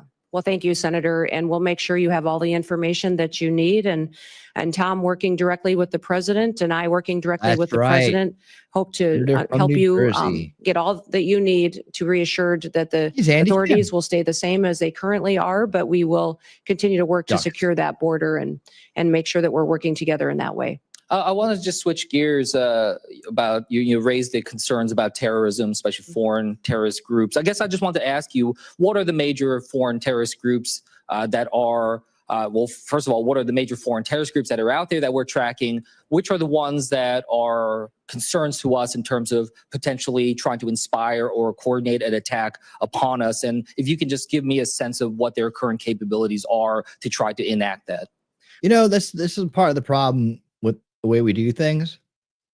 And I get we have to be wary of foreign adversaries out there to get us, right? And we always have to put those inside of people and mechanisms and things and governments. We rarely have concern over the ideas that are out there that are after us, right? Like Marxism, like it just keeps getting brushed over generation after generation, yet its effects linger, right, and still impact us in a progressively worse way, generation after generation after generation, as we can see and we can easily prove, right? Easily, and we've done that. We've walked it in from one to the next, from X to Z, to even to on to A, where we hope to make a difference in the future. A, B, C, and beyond. It's alphabetic. It would be gamma, and I think the last generation we may see in our time here as Gen Xers, maybe the gamma generation. I think gamma or delta. But anyways, we don't take the ideas seriously, and we don't take the how they work inside the individuals seriously. We can acknowledge them, but we're more worried about the outcome of them rather than the origin and the preventative measures that can be taken to stop the idea itself before generationally wrecks the place. Anyways, you guys have heard me say this before. Go ahead, Andy. Well, I think we face a lot of threats, Senator. Go ahead, Christy. And since I'm not in the role today, I shouldn't get into specifics with you. But I think you can at least get into specifics about what organizations that are out there. So I just wanted to get a sense of your knowledge of the organizations. All the traditional terrorist organizations that have always threatened the United States. But I would also say, Hamas, ISIS, continuing down that path of those terrorist organizations. But we'll continue to also focus, though, not just on those, but also the cartels, their partnership with the Chinese, and what they are doing. Listen, I've told people a lot of partnerships with the Chinese for over 30 years. I've worked on national policy, on food policy, on agriculture policy, and I've seen the Chinese agenda to infiltrate our country, control our food supply chain, but also their manipulation of their currency and stealing our IP. And now I believe that this fentanyl crisis that they have flooded our country with is geared, and the purpose of it is to kill our next generation of Americans. No, I don't discount the importance of when you focus on one or two groups, I think it takes your eye off the ball as to where all the threats could come from. We just spent a significant amount of time talking about homegrown terrorism as well. And I'm glad we're having that conversation. But the reason why I mentioned it, I was not trying to quiz you or anything of that nature. It's just that, when the Department of Homeland Security, when their threat assessment for 2025 lists 3 organizations, lists Al-Qaeda, lists ISIS, in particular ISIS Khorasan, and the IRGC and the threat from Iran. I just want to make sure that I get it. You're talking about the importance of the border. We all understand that. We want to work with the incoming administration to try to have an orderly process, one with that. But I just want to make sure that in particular DHS, the primary mission, if we look at the founding legislation, the primary mission, the very first mission is to prevent terrorist attacks within the United States and do everything we can to minimize that type of threat. So, yes, I do think it's important for us to focus in on 1, 2, or 3, or just wherever these terrorist groups are at. Yes, I know that part of that effort to try to minimize terrorist attacks is through the work that we try to do to secure our borders, all of them, air, sea, and land. But the primary mission still is about preventing terrorism, not just the border security. That's a tool to be able to accomplish that. Yeah. So I just raised that with you. I want to make sure that what's going to prevent terrorism? Trump. Because anybody who comes over here and tries to commit terrorism is going to have to feel the wrath of messing with the beast, right? It's the internal stuff that's spun up by propaganda and subversion that you should be worried about, Mr. Kim. Yet that's almost like a smokescreen where you're going to ignore that and worry about terrorist cells in other countries where if they happen to do something, they happen to get bold, they're going to get flattened and the outcome. And boy, they don't want to mess with Trump. Not with all the new stuff we got. Unleash the Kraken. Homeland Security Secretary has a very detailed knowledge and understanding about the terrorist groups, their capabilities, and is tracking that on a absolute daily basis, and that they understand that is their top mission. And with that, I'll yield back to the chairman. Yeah, Senator Johnson. Yield back. Thank you, Mr. Chairman. Governor Noem, welcome. Congratulations on your nomination. I'm delighted to see you here. Josh Hawley. I do notice the chairman of the Ways and Means Committee. Yeah, I'm just hitting highlights with the Christie, and then we're going to move on. But I think she had probably one of the best outings of the day. And so we need to get lots of extra Christie tonight. Hey, we're going to get extra Christie. Over your shoulder there. I'd have to question your judgment about who your friends are based on that. The great chairman from the state of Missouri. It's fantastic to have you here. The Department of Homeland Security is not particularly old, but you already have what I hope will soon be the distinction of succeeding the worst secretary in the history of the Department of Homeland Security. Alejandro Mayorkas has been an absolute disgrace to that department and frankly to this country. And I'm delighted to see you willing to step up and serve. Let me just ask you something. I repeatedly asked your predecessor when he sat where you're sitting whether the southern border was secure. And he repeatedly told me under oath, it is secure, Senator. And he repeatedly said under oath, our policies are working, Senator, meaning the Biden administration policies that, of course, gave us this devastating open border. So let me just ask you, is the southern border secure as we find it today? Senator, no, the southern border is not secure today, but in just 3 days, we will have a new president in this country, President Donald J. Trump, and he will secure our border. That is refreshing candor. I'm glad to hear it. Let me ask you about a young man from my state.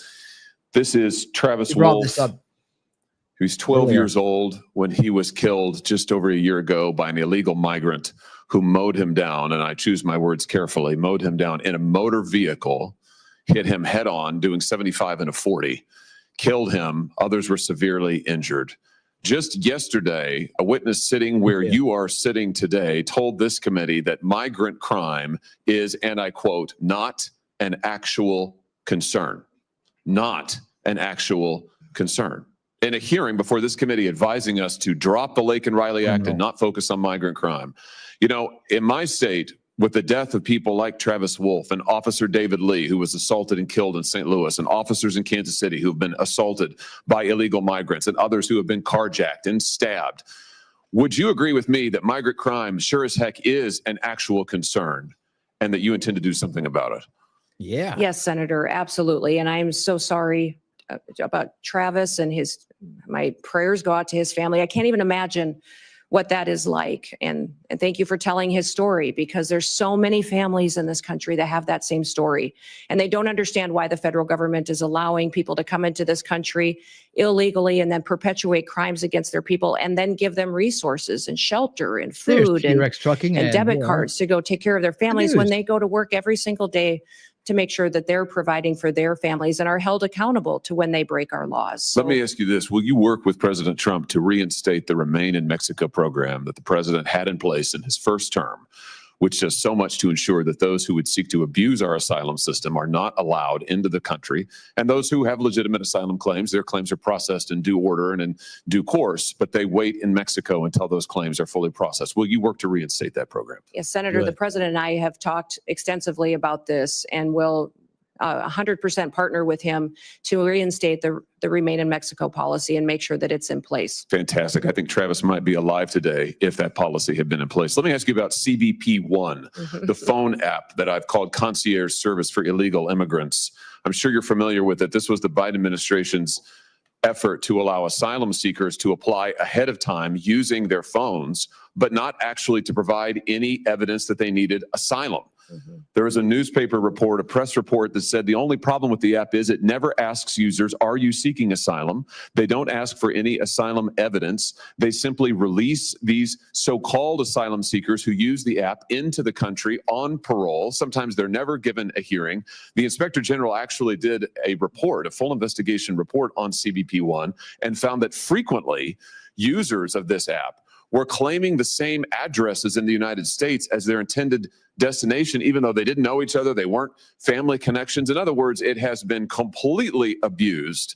And the idea that the federal government would pay for this kind of concierge service for illegals, I think is outrageous. Will you end the use of the CBP One app? Yes, Senator, I've confirmed, and I have the opportunity to be secretary on day one. CBP One will be shut down. There's data and information in there that we will preserve so that we can ensure we know who's coming into this country and who's already here that we need to go find, but also we make sure that there's another program, CHNV, which I'm sure you're very familiar with, where our federal government actually paid to fly people into this country directly from other countries without any vetting or knowing who they are. So there's several of these programs that need to be eliminated, and we need to ensure that we're following legal immigration laws. I'm glad you just mentioned CHNV. This is this is a mass parole program. Of course, as you know, our law allows parole in only very limited circumstances. There are two circumstances, and it requires case-by-case evaluation The present administration, soon to be gone, has granted mass parole in direct defiance of the law, not case-by-case evaluation. The CHNB program is one of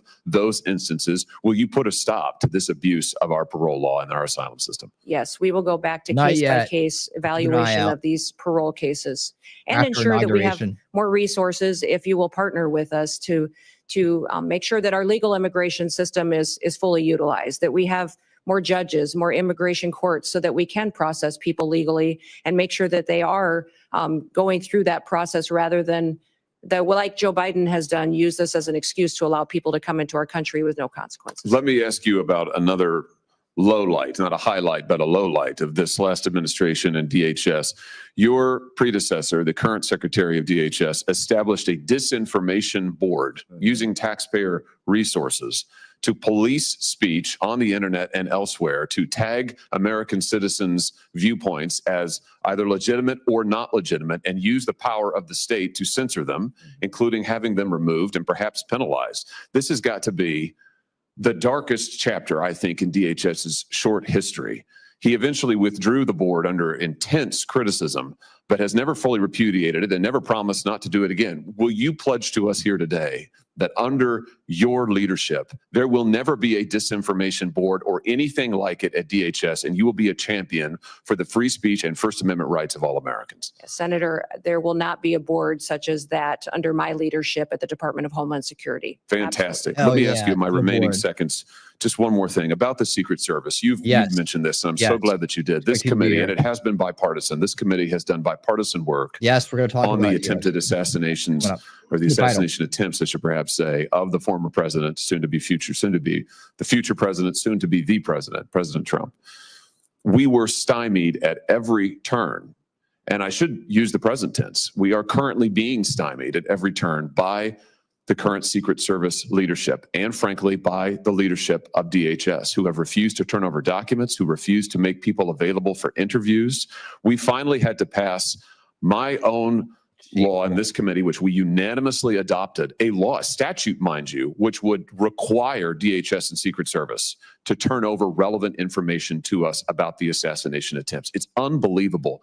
When you come to office, to this office, I hope very soon, will you pledge to us that you will open the books on all of the facts associated and around these assassination attempts, that you will make available to us and to the public, most importantly, all the facts so that we can ensure that this never happens again and that the needed reforms in the Secret Service are put into effect? And while the people who have a bias are already have made their mind about it, will you pledge to believe what Christie tells you? That's the thing. Government, tell us what to think. Oh, we don't believe you. That's the problem with today. But with Christie at the helm, does that make it more credible for you? Right? I think it does for me.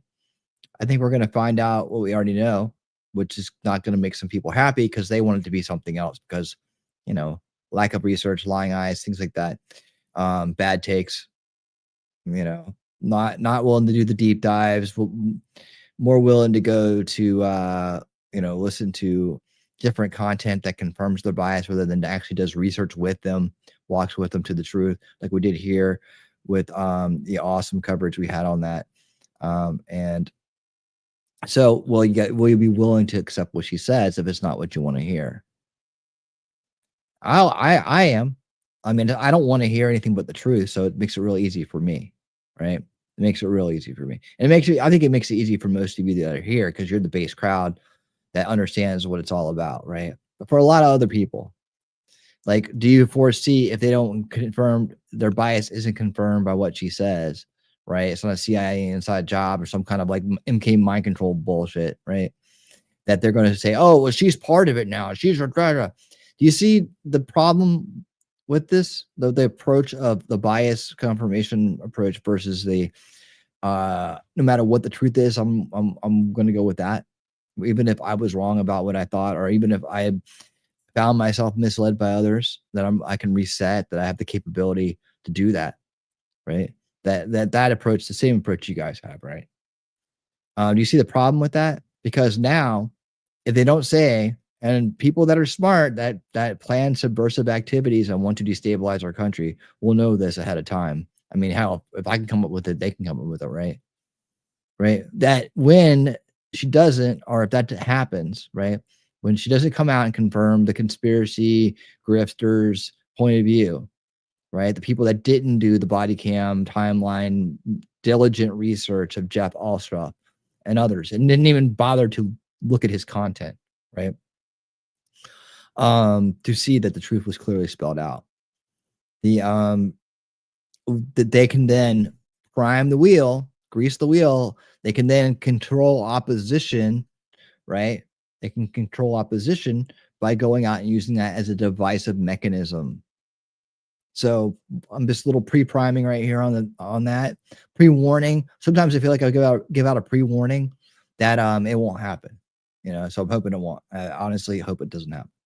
But I feel like every time that this administration comes out and doesn't confirm some kind of bias in the second veil alternative narrative space, right? That there's going to be some group out there ready to jump on it, just like with the Elon H1B thing with him and Vic and all that. The second there was any kind of conversation, any kind of disagreement about what's better, they were right in it. Oh my God, civil wars, it's already started. They can't keep their shit together, right? And so as soon as somebody says, oh, well, they're still hiding, they're not being transparent, when they're probably trying to be as transparent as they possibly can, right? Are you going to trust Christie? Are you going to trust the Trump administration and the cabinet picks? Or are you going to, I'm asking this in a general way, right? Or are you going to default back to the divisive position of, that we've, oh, well, if they don't confirm my bias, then there's something wrong with them. However, you have to keep in mind that we've been lied to and we've had a corrupt government for so long that having something different is going to take an adjustment period. So we just have to remind everyone and ourselves too, right? To give these people a chance of the benefit of the doubt until they prove that to be otherwise. And look, start calling out what it is, right? If a conspiracy grifter or somebody who's a slack on research or uses bad sources and bad takes is out there to screaming the loudest that they're part of it, they need to be screamed back at, right? As in, stop being divisive, stop playing in the establishment narrative. That's what it is. If you don't believe it, dig into it, go back to get facts, but let your facts be put on the table for analyzation. Because if you just, I believe if you just do diligent work without a bias, you come to the truth. And that's what Jeff Alstroff did on July 13th stuff. So without going on, and we'll finish this up and then I'll get to the chat. We don't want to have we don't want to give the establishment any way to manipulate us.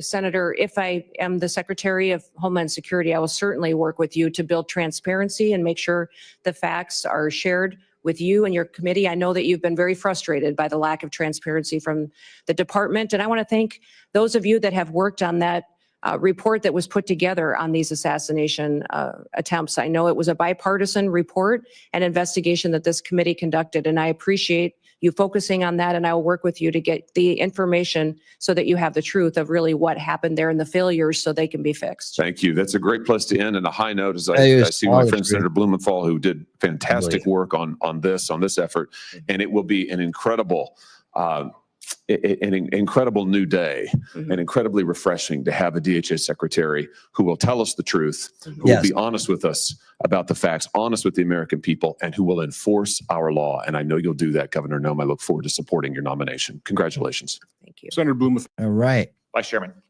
All right, hold on. I'm going to go back to this. That's this is the Ratcliffe stuff.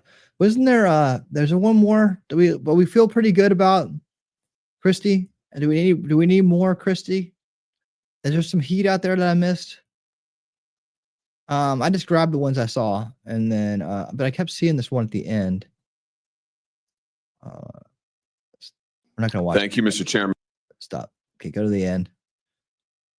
Oh, now it's missing. I kept seeing it right there. Who's this guy?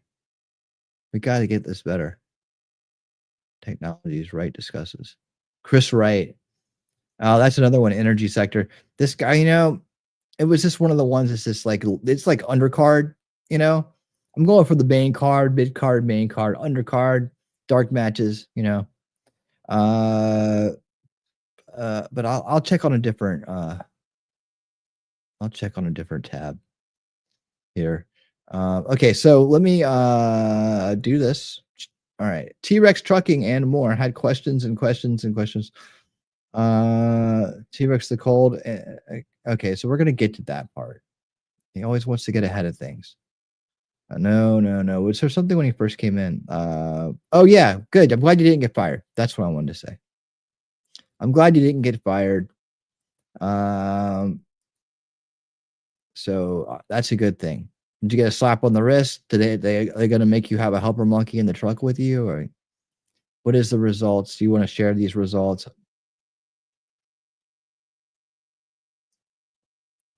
Trump's Truth Social post said it was his order and that he's opening the Capital One arena for the overflow crowd, and he will visit them after the speech, after the swearing in. Oh shit! I think it's the time, people. Time for what? Uh-oh. No, it's not that. It's talking about the UFO stuff. It's when you talk about the Greer stuff, you got to be careful. It's the Greer stuff. That's where the zebra alert comes in. It's for national security. God dang it. Blumenthal, I think, shut him down. Who did he shut down?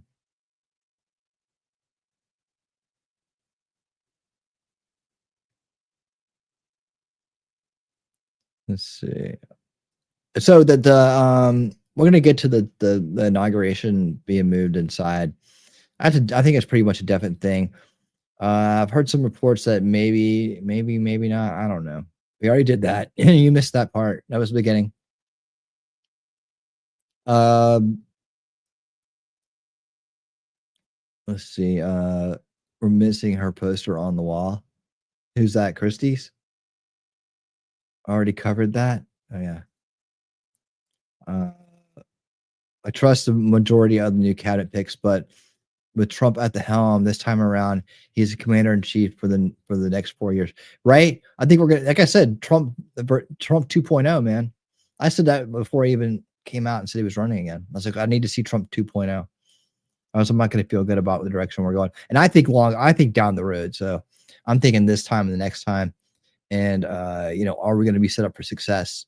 2, 3, 4 administrations down the road. That's what it's going to take. Again, generational fixes, right?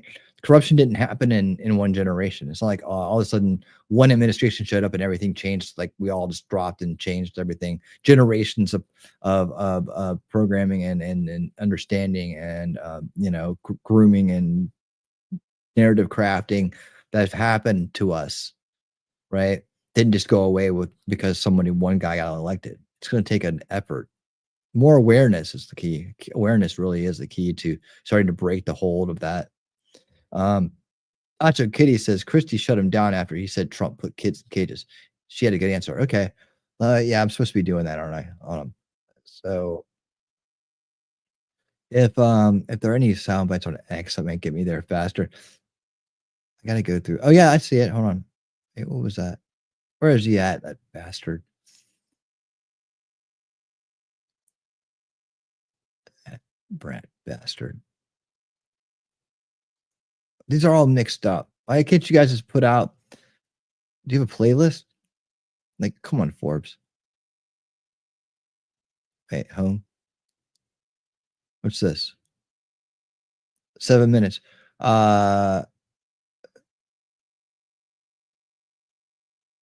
Bernie Moreno. Oh, Bernie Moreno. Let me add that.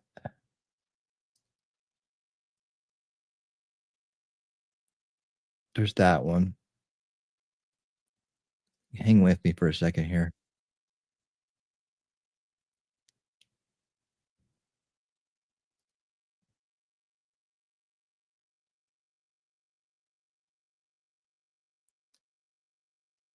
Where's the new? Let's see, Blumenthal. Let's see.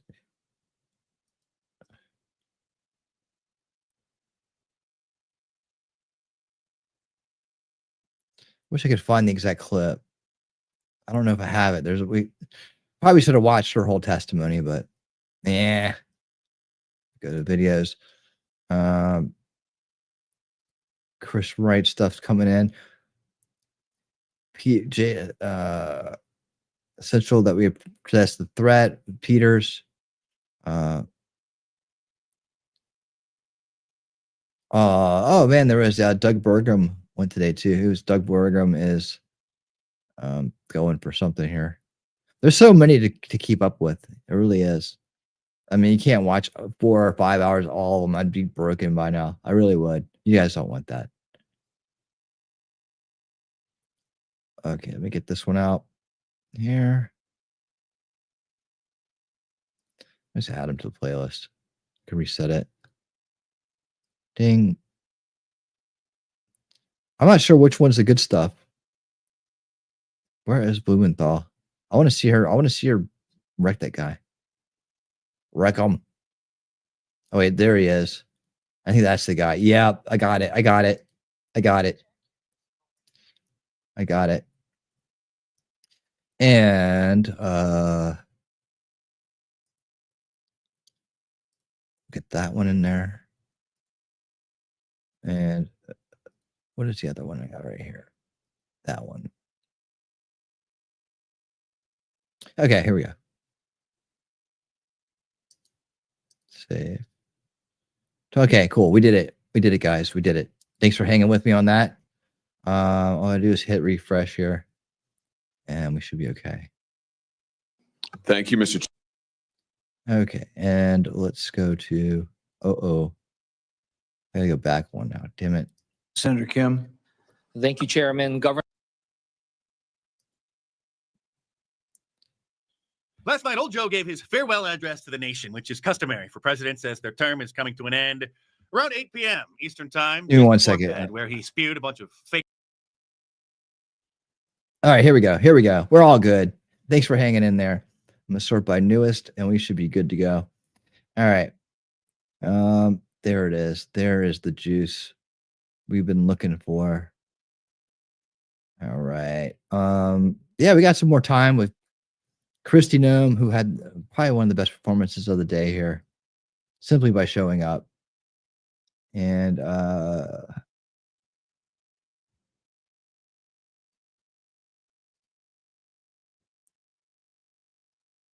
there we go. Okay. But before I do, what did I miss in the chat here? You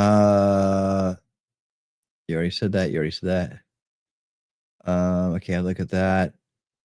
Yep, she has poster quality. Okay. It's all good. It's all good. Thanks for anybody jumping in to help. I appreciate all help.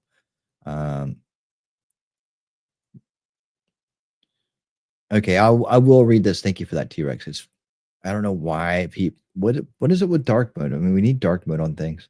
Do I have a dark mode? I can't stand it when it's like super bright, man. I don't like it. Preferences. Theme. Oh, there we go. Oh, ha, ha. Yeah. That's luxury.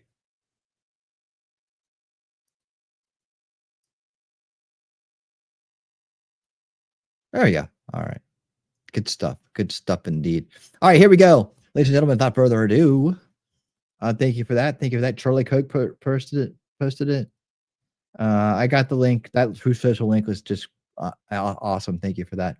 All right, here we go. Common sense, bullets in your bag. I had a guy with bullets in the back of his pickup truck coming back from Mexico. We arrested him and took his truck. And only because the Institute of Justice fought for him for 3 years did he get his truck back. I mean, that's crazy, the things we do. Let's have some common sense. I like hearing from our side. I'd love to hear all of Rand Paul, what he had to say. But it's really the conflict and how they deal with the other side that seems to be the more interesting thing, right? I mean, our side, what we do is we bring up all the good stuff and we enter all the good stuff onto record, which is great because you learn some stuff that way too, right? But it's really how they're going to handle the swamp creatures that matters. And hopefully someone overseeing it will allow that. Senator Blumenthal, you're going to finish this up. Thank you, Chairman Paul. I'm the last of your questioners, so that means I get unlimited amounts of time. Okay. Not really. Not even close. I want to sort of continue the emphasis on bipartisanship and most especially on immigration reform. What this nation needs is comprehensive immigration reform. We know about the need for more H-1B visas and other kinds of extensions of the visa program that enable the United States to have more workers that are desperately needed in certain areas of our country. We know that there has to be better border security generally. We know we need to provide some kind of path to earn citizenship for a lot of the undocumented people in this country. And we know it's possible. No, we don't. Because we did it in 2013. The United States Senate, as you will recall, passed a comprehensive immigration reform measure. Overwhelmingly, no, we don't. It was bipartisan. Bipartisan does not mean shit in a corrupt establishment of power, by the way. It don't mean a damn thing when both sides is corrupt. Right? So that's changed. This whole bipartisan thing. You can't have bipartisan when you have a corrupt establishment. It's got to be pro-America against anti-America. That's it. So whatever is pro-America, the mandate is America first, pro-America, because that's what's going to make us better for the world, right? That's what's going to make us better for everybody else. Micro to macro. So yeah, this whole bipartisan bullshit is leftover false left-right paradigm rhetoric that needs to be updated, to put it lightly, updated. Part of it going through the Judiciary Committee, but obviously it will involve Homeland Security. And I hope that we can continue, as Senator Langford was a part of the effort in the last session, to expand on those efforts and move forward on a bipartisan basis toward bipartisan comprehensive immigration reform. I want to talk to you a little bit about domestic terrorism, which we discussed during my previous round, and I know you've discussed it afterward, including not just migrant crime and radicalization by ISIS, which are real and present problems. I also want to ask you about domestic terrorism events unrelated to groups outside our borders. We've seen a rise in anti-Semitism in this country. It has spiked beyond any prediction. I know, we just can't get the left to stop.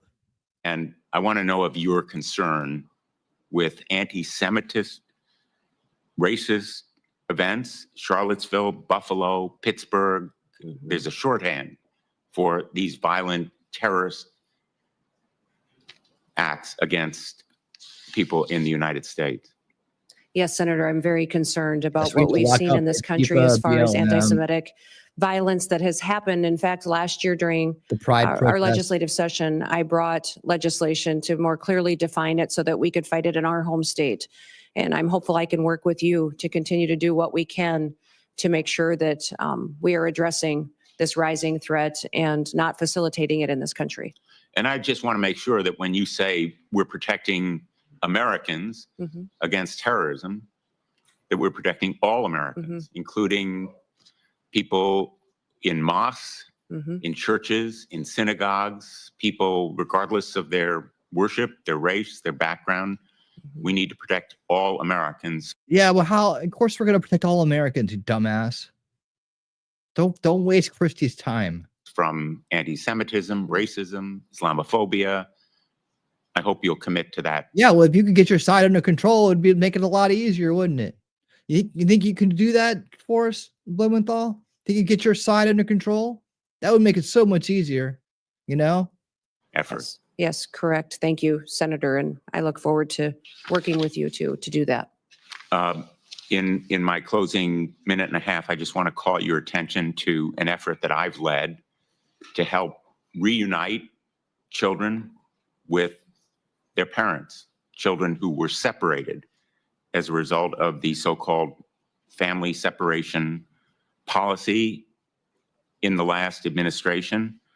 So he's the one facilitating the child trafficking. I have introduced a measure called Keep Families Together.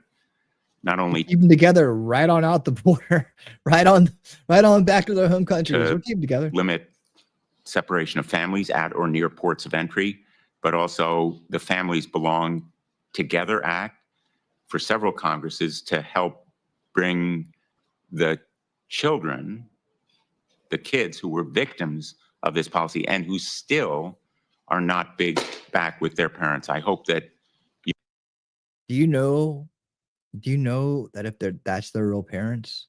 I mean, this is the whole like blind, we don't know what he quite means, right? Because we're an educated crowd. We're a crowd that has seen line in the sand. We understand the depths of the child trafficking issue behind the border and the immigration issue, the asylum issue that's going on. We know that it's $1 billion business that's running 24/7, and it's based on the amount of children they can move from one place to another, right? We know that there are payoffs up and down the line. This has all been documented, right? So that's why if you didn't get a chance to watch Line in the Sand when we ran the strong campaign to break the paywall down, which I thought did pretty good. I mean, it could have done better, right? But it did really good. It did really good considering what we had to work with and, how much little time we had to work with as well. I mean, we got thousands and thousands and thousands and thousands of people that wouldn't have seen that to see it, and Tucker Carlson can take his little profits off that and stick them up as what with his some of his other stuff. Tucker Carlson's a great interviewer, right? And he seems like a hell of a guy. He really does. Seems like a fun, lappy guy. He's just fun guy.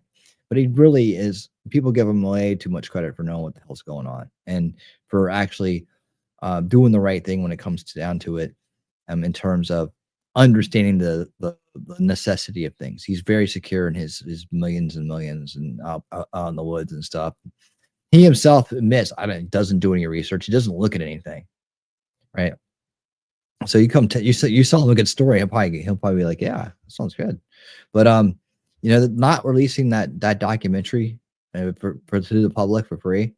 Like one thing he could have done is just do that right before the election. That would have been huge. People would be like, man, Tucker, that was the smartest thing you could have done. And instead he stuck it behind a paywall. But we got people to watch it. So I digress. But that's still kind of, people who put together great documentaries and then hide them behind paywalls. I have to question them. you will support that kind of effort. Senator, the Trump administration never had a family separation policy. They had a zero tolerance policy, which said that our laws would be followed. What I'm alarmed by is the over 300,000 children that went missing during the Biden administration. And when we talk about children and what they're potentially facing as far as victimization in this country and the trafficking that's going on. She knows, man, right? Christy knows. She's on it. So a lot of what we see, she's going to be on top of getting rid of. Memento Mori, what's up, my friend? How you doing? So that's a great thing right there. She's just overqualified now. This administration's lack of desire to find out where those children are or what they may be going through is alarming to me. So I want to stop that. Because my time is expiring, I'm just going to interrupt again with apologies to say, let's put aside. Well, I can't put aside. I don't think so. I don't think let's put aside. Like, is your little organization trying to help find those missing children? No, you're trying to stick them back with the damn coyotes. Do you even know if they're the real parents or not? You don't. Right? A lot of those kids were separated because they weren't with their parents. They weren't with real parents. They were being used to smuggle people and things into our country. That's the truth. And once they got here and were separated, they became part of another funnel of money going around. They become another profitable funnel they were put right into. And Blumenthal, you think that, because you say that you're trying to help put families back together, it's so virtuous of you, right? That your lack of ability to understand the depths of the situation, like Christy Nome just explained to you, and then you want to put it aside. Let's put aside the $1 billion child trafficking program. Okay. Can we just put that past in the past? Well, it's still happening today. So not really, right? That doesn't work either. But go ahead. Try to poo-poo it away. Let's put aside 40,000 the children. labels. Let's put aside what happened in the past. It's still happening. There's no past. It's still happening. 1,000 children who are separated and waiting to be reunited. Oh, that's what your big deal is. Screw the look. The kids that were trafficked, that's in the past. All right. There are other kids. There's a couple thousand that are waiting to be reunited with their families. That's what I'm concerned about. That's what I need to make myself look like a virtuous guy. Right. But those trapped children, that's in the past. You don't just leave the past in the past, Chris. That's what he wants. That's what he wants. Blumenthal wants to leave the past. Those kids, they're in the past. They're in the past. You don't have to worry about them anymore. We got to worry about the kids I want to worry about. I'd like your commitment that you're going to continue the effort to reunite them with their parents. Senator, we're going to reunite them with their parents back in their home country. keeping families together is critically important to me and to this country. I'm concerned about Laken Riley's family, that they no longer have her. I'm concerned about the fact that we have people in this country that don't know where their children are, or people in other countries who sent their children here and they've been lost by this administration. So yes, my focus will be to keep families together. We will uphold our law and we'll make sure that we're doing everything we can to keep our children safe from the trafficking and the drug epidemic that's hit this country. I'm going to end on an optimistic note and say I take that as a yes. Yeah. Well, there you go. You take it out as a yes. Now get the frick out of here, man. Where's he a Democrat from? California or something? I don't know where he's from, but wherever he's from, stop electing this guy. Please. Pretty please with sugar. First of all, thank you, Governor, for being here and for testifying before this committee and for your service, not just to your state, but to America. 9 years ago today, we met in probably the coldest day I've ever been in my life in Iowa. Yes. As you and I were making phone calls and whipping up votes for Republicans in Iowa. My wife, Bridget, who's here, got a chance to meet you. And we left Iowa saying that person's really going to go far.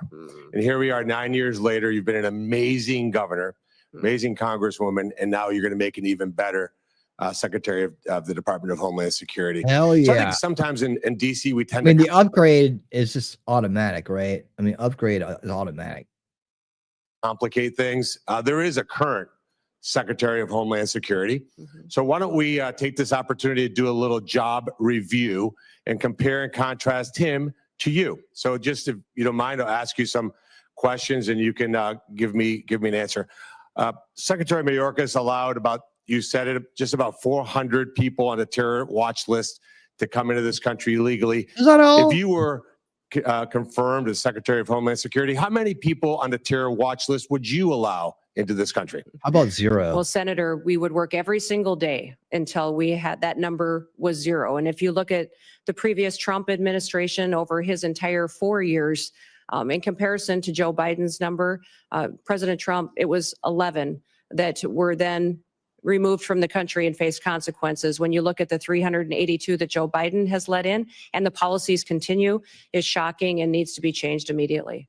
Mayorkas let in about 12,000 murderers. How many would you target to let into this country? My goal every day would be to have no murderers allowed into this country in our communities. Mayorkas allowed 16,000 rapists. How many would you target to let in? Every day I'd work to make sure that there was none let into this country. He let 600,000, Mayorkas, 600,000 people with criminal convictions. How many would you allow in? We would work every day to make sure people are safe and that those with criminal convictions are immediately removed.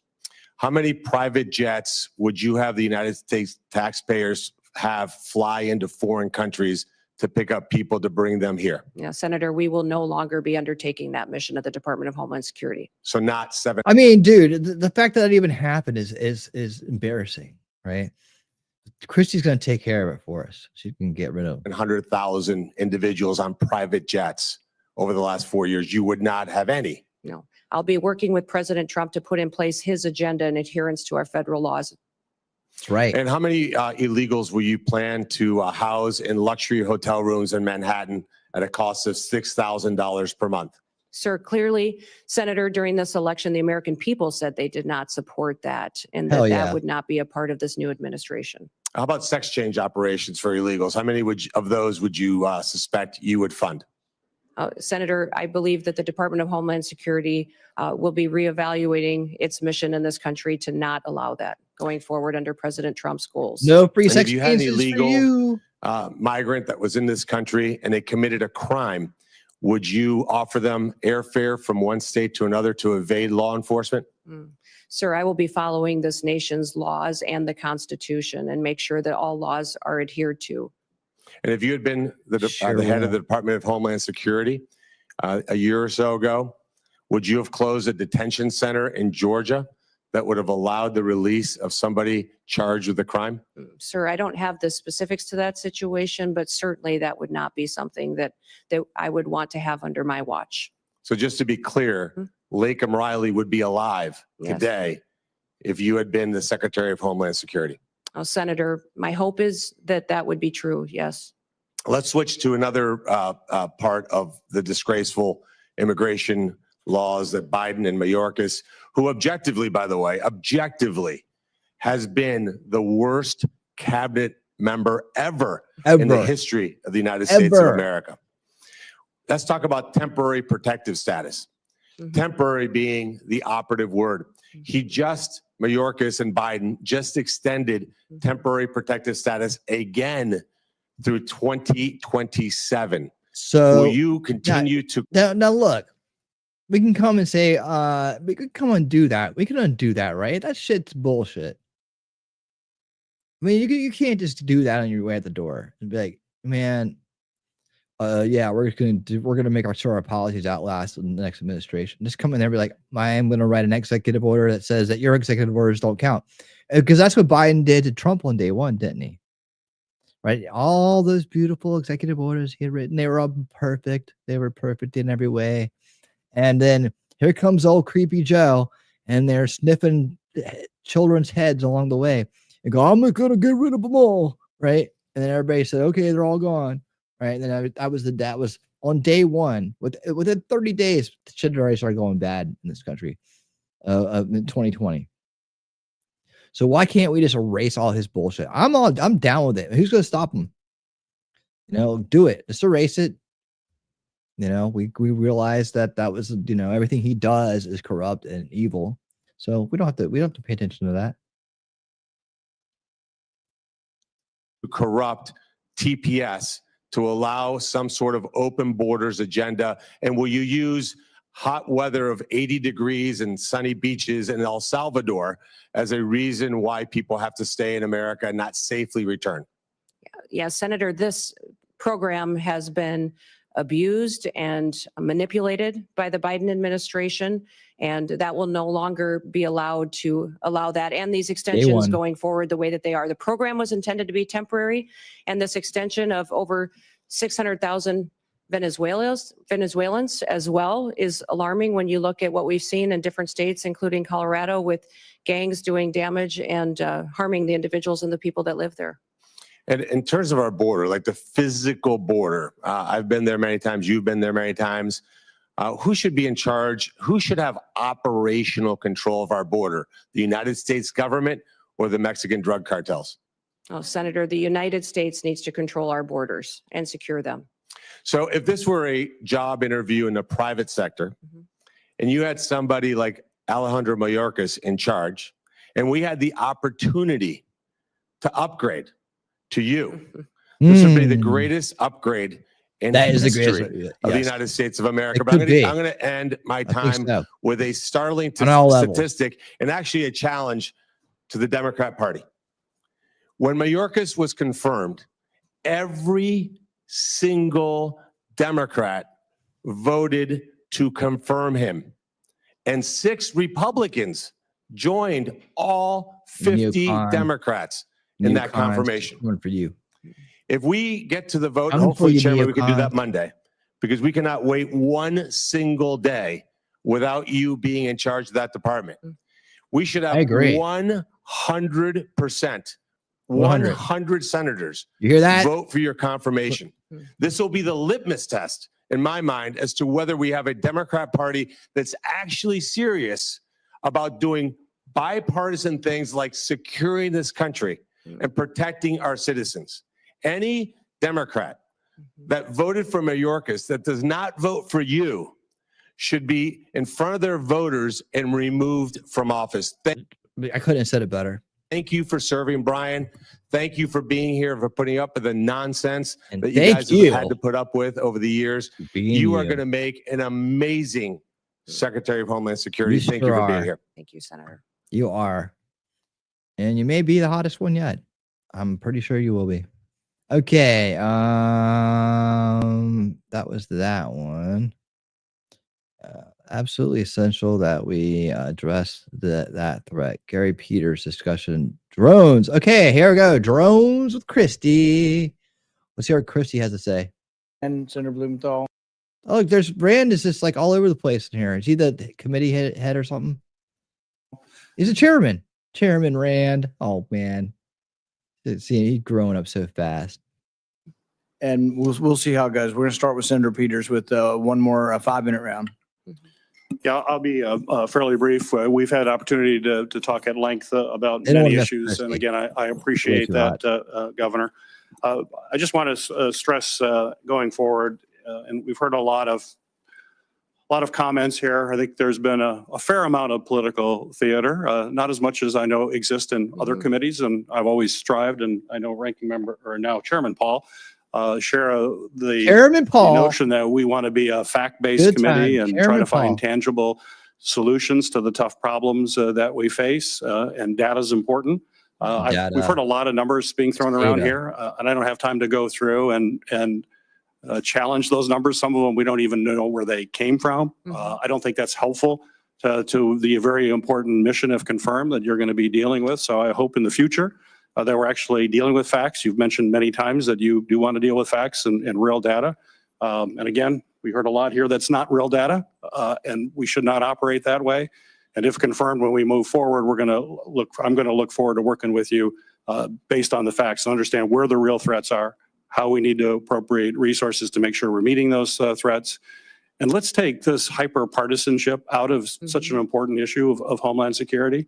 We have way too much partisanship in this country, and it's resulted in a polarization of people here. We've got to come together as this country. We've got to lock arms and understand that we're all proud Americans. We all want to do what's best for the American people and solve the issues that are before us. So in that spirit, and certainly you've communicated that spirit to me, but in that spirit, I hope, if confirmed, that is exactly what you will be bringing to this office. And let's move away from this toxic political environment that we have in the country and celebrate what's great about our country and the spirit of bringing the American people together. So I have one question before we turn it over to other members. As a member of this committee, as well as the Armed Services Committee, I've focused a great deal on the safe integration of drones in our airspace while addressing the growing threats that drones possess. We certainly see what drones are doing in changing the face of warfare. Anybody think he's going to bring up the Stephen Greer stuff? Whether it's in Ukraine and other battlefields around the world. We are very concerned about the weaponization of those drones and what it could mean to the security here in the United States. I've proposed comprehensive legislation to extend authorities beyond just the FBI and DOJ and Homeland Security to local law enforcement. You mentioned in your comments about security for. It really does look odd, doesn't it? It really does look odd these days when you see that. Like it's like she might as well have a giant cock on her forehead or something. You know, it's like it sticks out like that. You're like, what? Why do you have that on again? What are you getting into, girl? What have you been doing? Who you been nosing around with? What you been doing? You've been eating some you've been going down to the gain of function labs and hanging out or something? What are you doing? You got some monkeypox? What's going on? For the Super Bowl, which is incredibly important. Yes, But it we is. have to remember Especially that that since, threat exists for all games. In my fact, team's gonna be in one it. of the biggest supporters of my legislation is the NFL. In fact, we just had a recent playoff game that was delayed because of drones that flew into that playoff game. We are very concerned that you could have a drone with a grenade Like, why would a foreign country? Never mind. I ain't gonna start. or explosive device, which would be absolutely catastrophic. It's Yes, it would. absolutely essential that we address this threat. What we're seeing around the world and what we're seeing in daily activities should be a concern. I think this is just a matter of time. It's not if, it's when. And we need to be on the front end of that. And with that in mind, I want to remind folks that Congress just recently extended critical counter UAS authority, counter drone authority, only for a short time basis for the 12th time. We only do these little tiny short-term extensions, and we aren't dealing with the problem comprehensively as we should. And those are going to expire on March 14th, a very short time from now. And so my question for you, Governor, is if confirmed as DH Secretary, will you commit to working with me and my colleagues to pass durable, long-term authorities that will protect this country from what is a real threat and it's just a matter of time? And I don't want to have a horrible incident occur and people wonder why we didn't take action beforehand. So please address that. Senator, I look forward to working with you in this committee to address the threats we may face and the usage of drones in this country and in relation to our national security interests and our homeland security interests. So thank you for bringing up the conversation today, because it is one of the areas within DHS that we have a responsibility to address in cooperation with Congress. And my first comments, I'm bringing people together. Please comment on that. Oh, well, thank you, I didn't sir. ask that question, Yes, but no. what's in my 24 seconds left? I'm looking forward to working with everyone, Republicans and Democrats, and everyone else in between Always that just in this swear, country it's on that is camera. focused on keeping America Anybody's safe not and watching secure right now, for our you're missing future. stuff. I would just point, Senator, to my background and my history. When I came to Congress, I worked with Republicans and Democrats on both sides of the aisle on many pieces of legislation and was very happy to do so and focus on priorities on where we could agreement, knowing we may disagree on some issues, but there was areas where we could keep the federal government accountable and do due diligence by the people that pay their taxes and get up and go to work every single day. As governor as well, I was governor for every single person in the state of South Dakota, and they were my number one priority, and everyone knew there that it didn't matter if you were Republican or Democrat, that my focus was on them and keeping our state thriving and free. So I look forward to continuing the work that I always have to be coming up with solutions and in a bipartisan manner. And hopefully my visits to your office and conversations reflected that and my intention on how I would conduct the role as the Department of Homeland Security Secretary. Got a brief follow-up to that. Sure. So it's data Yes. and facts that we can all agree on that drive our policy and not political theater. Would you agree? Well, certainly, sir, we need to be addressing facts and information rather than political theater. We also need to speak truth to facts. So I think it's important that we're willing to confront our challenges head on and have those conversations. And you'll see me back at your office door very soon to continue our work together. Very good. Thank you. And I He's want to like, I'm looking forward to Senator that. Peters has said, like on records requests, Can't I wait. told him, and I plan on it. It's going to be administration of my party. But if he wants records and they're legitimate records, we're going to sign requests together, and we'd like to get the records. It also helps, though, and I think Senator Langford mentioned this, is you ask a question, not you, but to the administration or any administration, and they're like, oh, yeah, we'll get back to you on it. Many times I've even asked in advance, and I would suggest that we ask in advance together. We ask in advance. If you're coming in a month, we say we want this data, be prepared to talk about it. And if you are, you'll have many more friends on both sides because what usually happens, and that's why I don't like springing the question. If it's a technical question that needs data, we're going to tell you in advance, at least I will, and we want you to come prepared with that. And that goes a long way, because really what happens is we get stiff-armed. They say, we'll get back to you. And then we have no way to force you, really, other than we could cut the money off, and nobody ever does that. But you'll have 200,000 people working for you. By goodness, send your experts out, scour the records. And it is true. I mean, facts are difficult, and sometimes there's different spins on the same set of facts. But I think that 2 will years help. to get it out. On the drones, I think we need more facts, so I'm more than willing to work with the ranking member on doing something on drones, but I don't want every sheriff out there shooting up in the sky at stuff. We got to figure out, we got to get the truth about, do we really have drones everywhere flying all the time? How many of them are planes? How many of them are drones? And let's go through this, and then let's figure out, and then let's talk about how we bring drones down. If we interrupt and collect a lot of cellular signal through that, are we doing it with a warrant? What are we going to do with all the Americans' data that we've collected to take down drones? If we have to take a whole cell tower's worth of data, there's a lot of innocent people's data is going to be collected in that. Is that being gotten rid of? So I think there are ways we can get to the right place. Everybody, obviously, nobody wants drones coming down. The only other thing that I'd add on drones before I turn it over to Senator Langford is, look, I'm all for the NFL being protected, the Super Bowl being protected. They need to pay. They are a very rich organization. They want drones flying over in New Orleans. I'm all for it. The NFL ought to pay the government if the government's doing it, or we ought to have private contractors doing it. Yeah. But they shouldn't just get it for free. Senator Langford. No doubt. Thank you. Thanks Good again. point. Good point, Rand. Governor, no, great to see you. Great to see you too. Thanks for being here. Thanks for All accepting. right. So we're doing Christie Marathon here, but we're going to get on to the other ones after this one. This should be the last one. Yeah, right here. Last one. We got that. We got that. We got these. Okay, so I think we got a really good sense of how she's doing. I don't even know what this guy's going to say. James Langford. He's a Republican. He's probably just going to say more good stuff about her. So for time's sake, we're going to move on. But Forbes has a lot of Christie stuff on there if you want to go. And make sure you get your Christie Dome hats and shirts to show your support. All right. So, and pinup poster for the bedroom. Okay, here we go. Let's find out about Radcliffe. Why is that there? Hold on. Bissett. Zeldin. The Zeldin stuff was, we did this, we did that. Sorry, I'm doing my playlist crafting here on screen, but I'm just trying to be efficient here.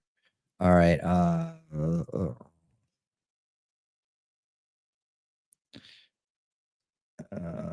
Let's see. Fluoride out of water, no chemical dyes, reduce or remove all oils and corn syrup of any kind. Let's do this. Yes, let's do this. I heard today like Mike Pence doesn't want RFK Jr. to make America healthy again. What's wrong with that old bat, huh? That neocon shill. Oh, man. Why is he still in politics? He should be gone, long gone. He's an idiot. All right, let's see, Mr. Radcliffe. Did I only get one it has? No, come on. There's got to be more than this. Brings up Adam Shifter's shiftness. We'll find some more if we need to. Bissett was good. See, Zeldin, I don't know what he was doing today. All right. I kind of just wanted to highlight. I didn't want to play all of them, but Gnomes was so good we had to keep playing it. Okay, so let's just jump to this one. If we have another one we want to do, we can do it. Thank you, Mr. Chairman. And Mr. Radcliffe, thank you for your opening comments. I appreciate your comments about technology. I appreciate your comments about independence of the workforce. I appreciate actually the chairman asking this as well. As long as the beets aren't GMO. Because there is concern in the community. A lot of beets are GMO now, T-Rex. You can't just default to beets. All right, you got to know, they got to be organic beets. Right? All right, I'm down as long as it's organic. What's this? Beef tallow. Is that good or bad? I don't know. You're making me hungry. Who wants to buy winning dinner? Let's see. I seem to want to make a change before RFK Jr. gets in. Songs don't get credit, so he doesn't get credit. Yeah, well, you know what? He's still going to get credit because he's the one who brought it up. So it doesn't matter what they try to do. The only reason they did it is because RFK Jr. said do it, or else. Tallow to replace seed oils for frying winning. It's a great change. Oh, awesome. I love it. I love it. Thank you so much for setting me straight on that. In my opinion, he still gets credit in my book between him and people like Vani. Yeah, he does get credit. He does. He does. And he will, because we are the winners, so we write the history. I hear it. You may have heard it.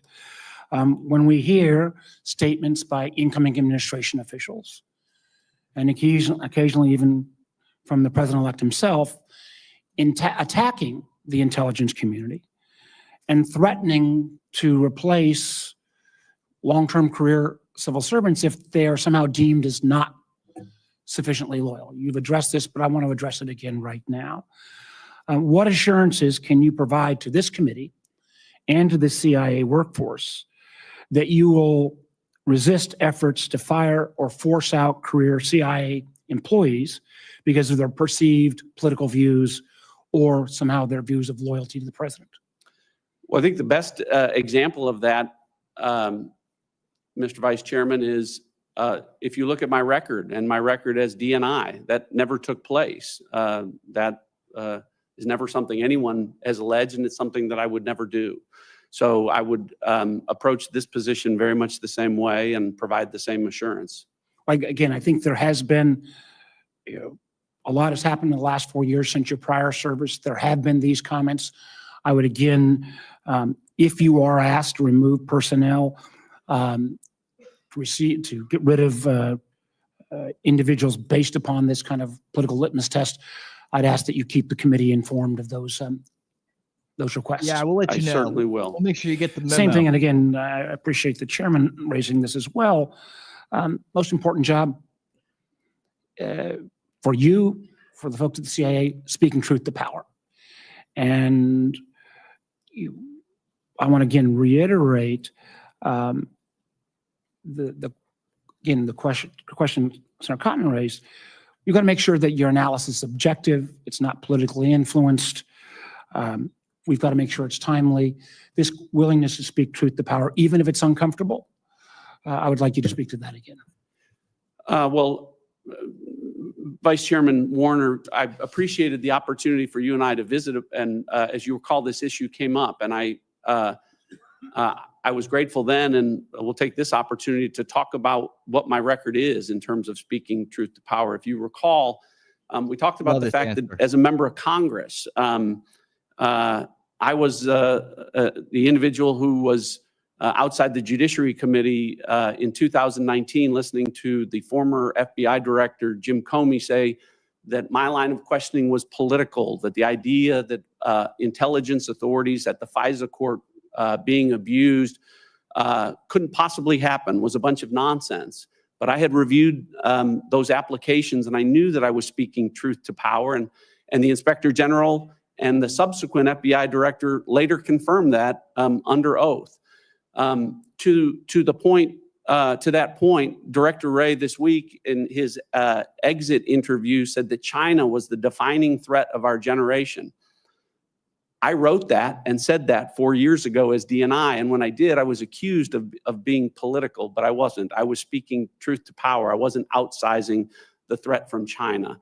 In 2020, when a chairman of an intelligence committee misrepresented that a laptop owned by then candidate Biden's son was somehow a Russian intelligence operation, and 51 former intelligence officials used the imprimatur of IC authority to go along with that, I stood in the breach.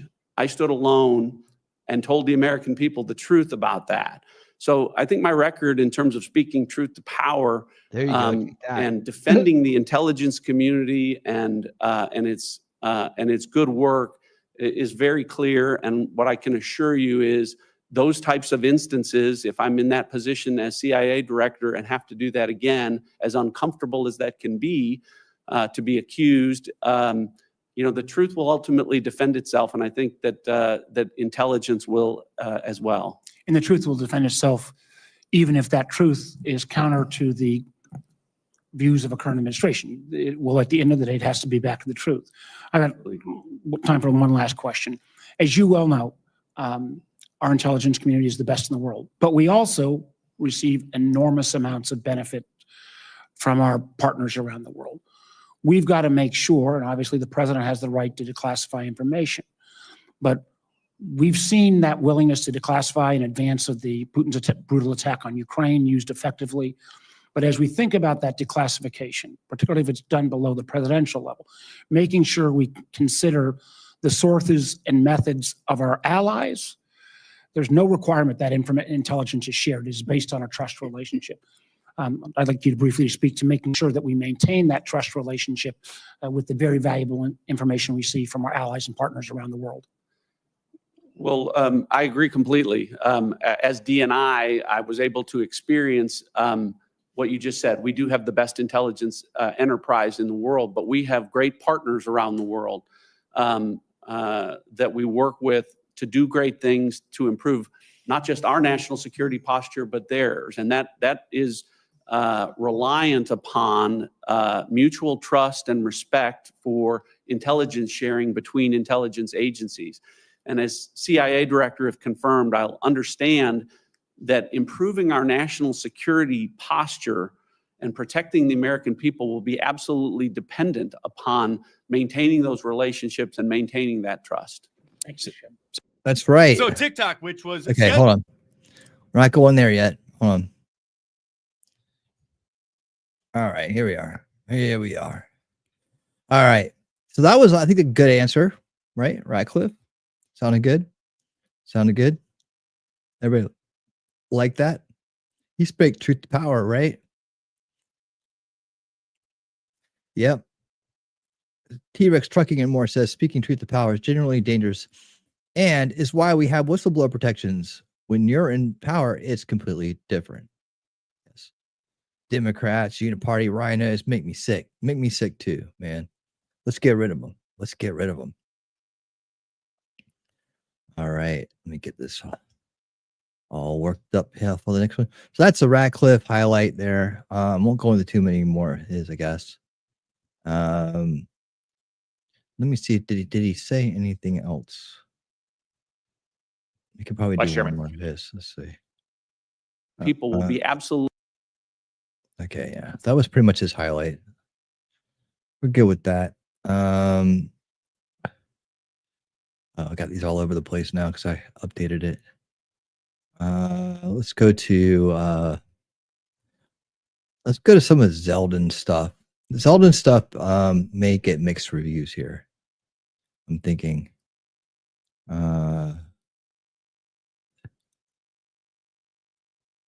Is this the one I wanted? Thank you, Senator Sanders. Okay, hold on. Yeah, I guess we'll do this one.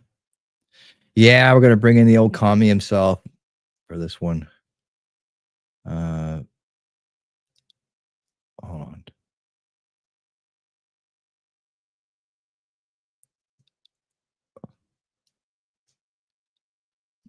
Personally welcome you. Oh, that's Bassett. Sorry, he's in two of them. Bernie was busy today. Okay. So here is Zeldin. Is that all of them?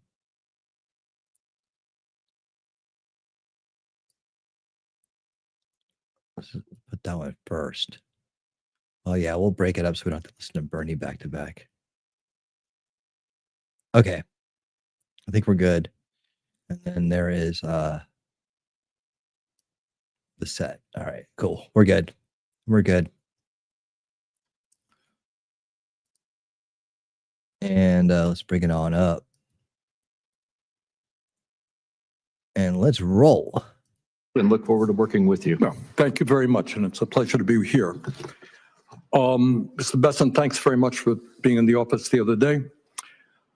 Mr. Besson, the United States today has more income and wealth inequality than has ever existed in the history of our country. Broken record. You got three people on Such top. a broken record.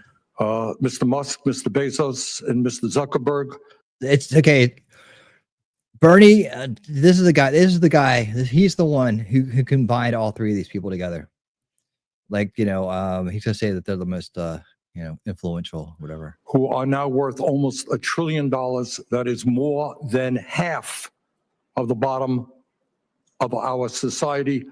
some 170 million people. 3 people, more wealth than the bottom 170 million. We have more concentration of ownership. Yeah, because the other 170 million hasn't done as much as they have in terms of business. So that's just to help Mr. Communist out. Mr. Subverted Marxist for his entire long career.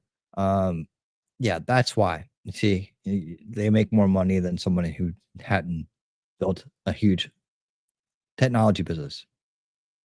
That's hard to realize, but Today than we have ever had. We have more concentration of ownership in the media, where a handful of billionaires like Musk, Bezos, Rupert Murdoch increasingly own the media and the information that the American people receive.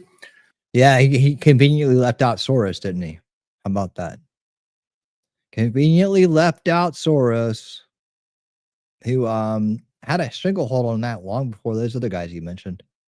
We have a corrupt campaign finance system in which a small number of billionaires in both political parties make huge contributions into the presidential and congressional campaigns. Yeah, and your old nemesis, the Koch brothers, are now on your side, so don't call them out. When you have a small number of multi-billionaires who have enormous economic, media, and political power, would you agree? Yeah, I would agree that they're all with the Democratic Party, and we should do something about it. Yes. With President Biden, who last night stated, and I quote, "An oligarchy is taking shape in America of extreme wealth, power, and influence that threatens our entire democracy." Gaslighter, such a gaslighter. It's already been that. It's already been in place like that. We're actually getting rid of it. He doesn't like it.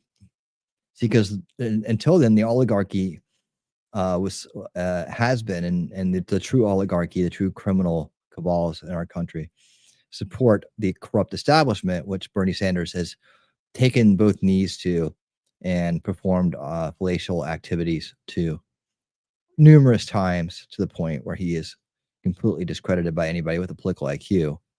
But we'll let the old commie continue. Our basic rights and freedoms. End of quote. That's what President Biden said last night. Yeah, President Biden. He's really admirable, isn't he? You look up to him. Remember when he stole the nomination from you? I agree with him. Yeah, I bet you do. I bet you do. You always do. I'm on both knees here.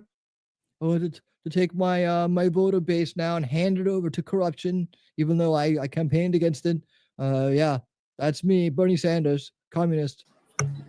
Senator Sanders, I enjoyed our visit. You talk a little bit closer into the mic. I enjoyed our visit, and I hope you got my follow-up materials nice on the discussions, my previous writings on the tariffs and China. Oh man, this is Bissett. Sorry. Okay, we're doing Bissett.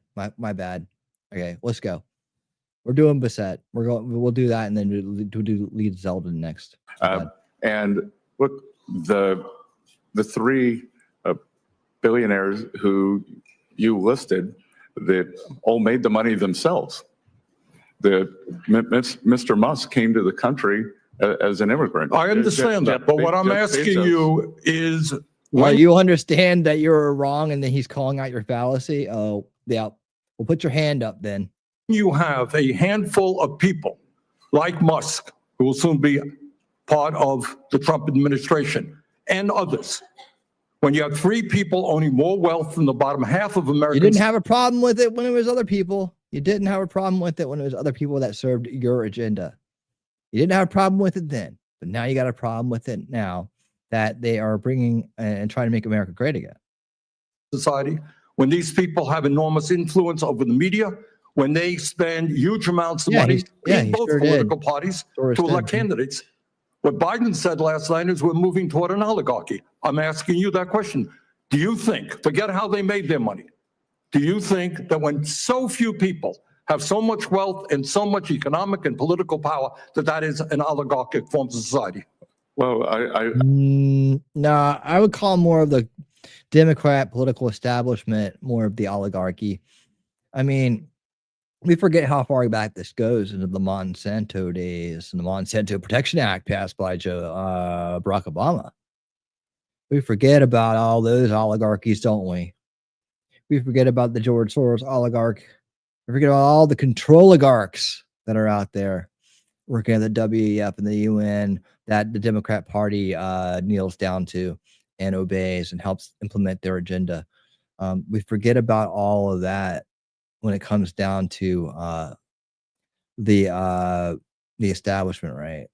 They forget about all that. And now Musk is the problem because we got a powerhouse on our side that wants to make America great again. I would note that President Biden gave the Presidential Medal of Freedom to two people who I think would qualify for his oligarchs. So this is not a condemnation of any one individual. No, but it is. No, but it is. You name names. See how quickly he backtracks when he's cornered?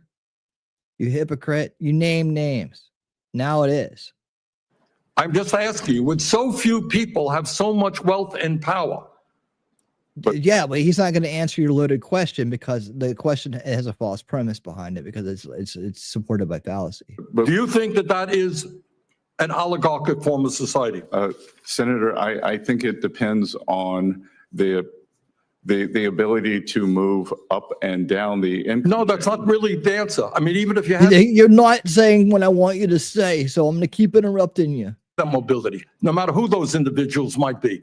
All right, but let me ask you another question. Yeah, he gave up. Right now in America, that's what he does. He gives up. We have over 22 million workers who are making less than $15 an hour, and nearly 40 million people in our country earning less than $17 an hour. Shamefully, the federal minimum wage. Yeah, we're all supposed to be making top dollar. That way, top dollar isn't top dollar. You see how that works? It's like, yeah, everybody should be making $1 million a year, but if everybody made $1 million a year, then $1 million wouldn't be anything. It's kind of how it works there, Bernie. He doesn't understand these things, though. He only understands oppressor false logic, Marxist logic, false logic. The false logic of Marxism, this false paradigm of oppressor that exists in order to manipulate people, manufacture consent for further tyranny and oppression. Despite the efforts of myself and other people here, have not been raised since 2009 and remains an unbelievable $7.25 an hour. Will you? We have seen what happens when you artificially raise the minimum wage. Jobs disappear. And on the verge of this AI robotics revolution that we're just on the very opening the door and barely stepping into right now. Pushing such a statement will ensure that more people don't have $7 an hour; they have $0 an hour because they will be replaced by robotic workers. And so you keep pushing for that, and so that makes the disparity, the oppressor argument, even larger now, right? No more robotics in fast food. Let's go protest about it. Let's divide. Let's destabilize. But he's literally so ancient. He doesn't realize that what he's espousing towards, what he wants, is actually what will cause the most damage. To work with those of us who want to raise the federal minimum wage to a living wage to take millions of Americans out of poverty? Senator, I believe that the minimum wage is more of a statewide and regional issue. So you don't think we should change the federal minimum wage of $7.25 an hour? No, sir. Okay. Bam. Mr. Bessent, millions of working class Americans who are struggling to keep their heads above water are paying outrageously high interest rates on their credit cards. Over half the American people who take out new credit cards are being charged interest rates of over 24%. During his campaign, President-elect Trump promised that he was going to cap credit card interest rates at 10%. I happen to think that is a very good idea, and I will soon be introducing legislation to do just that. Will you, as if you are confirmed, be supportive of what President-elect Trump said and what I want to see happen, and that is to cap credit card interest rates at 10%? I want to control the economy. Senator, I think we can both agree that many credit card companies have been bad actors throughout history. And I will get back to you once. Now, very simple question. Trump said he wants to cap credit card interest rates at 10%. I agree with him. Will you be supportive of what Trump and I would like to do? When President Trump takes office, and if I am confirmed, I will follow what President Trump wants to do. Okay. Thank you very much, Mr. Wow. He agrees with Trump. Did you guys hear that? Wow. Maybe there's hope for the old guy anyways. Maybe he wants to go out on a good note. Oh, now I have to make sure that I got this in order.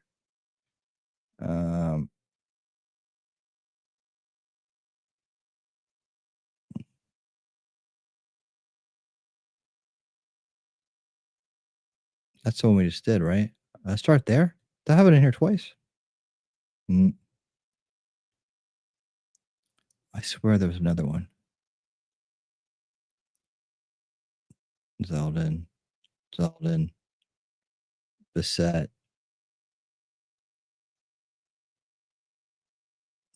Zeldin. Okay, maybe I only had. Let me give me a second. Let me check real quick to see if there was another one from him. I swear I had more than one for Bissett, but I thought Bissett handled that one really good, real good. He done real good.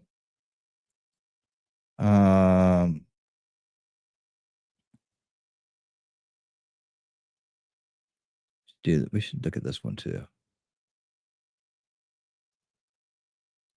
Add to playlist. We'll do some Bergam too. Here.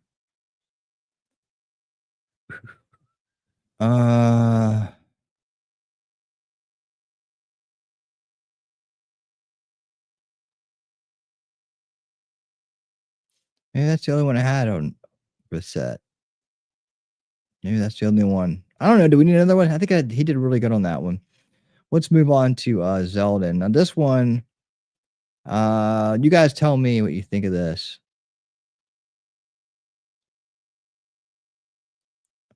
Okay, I did that one there.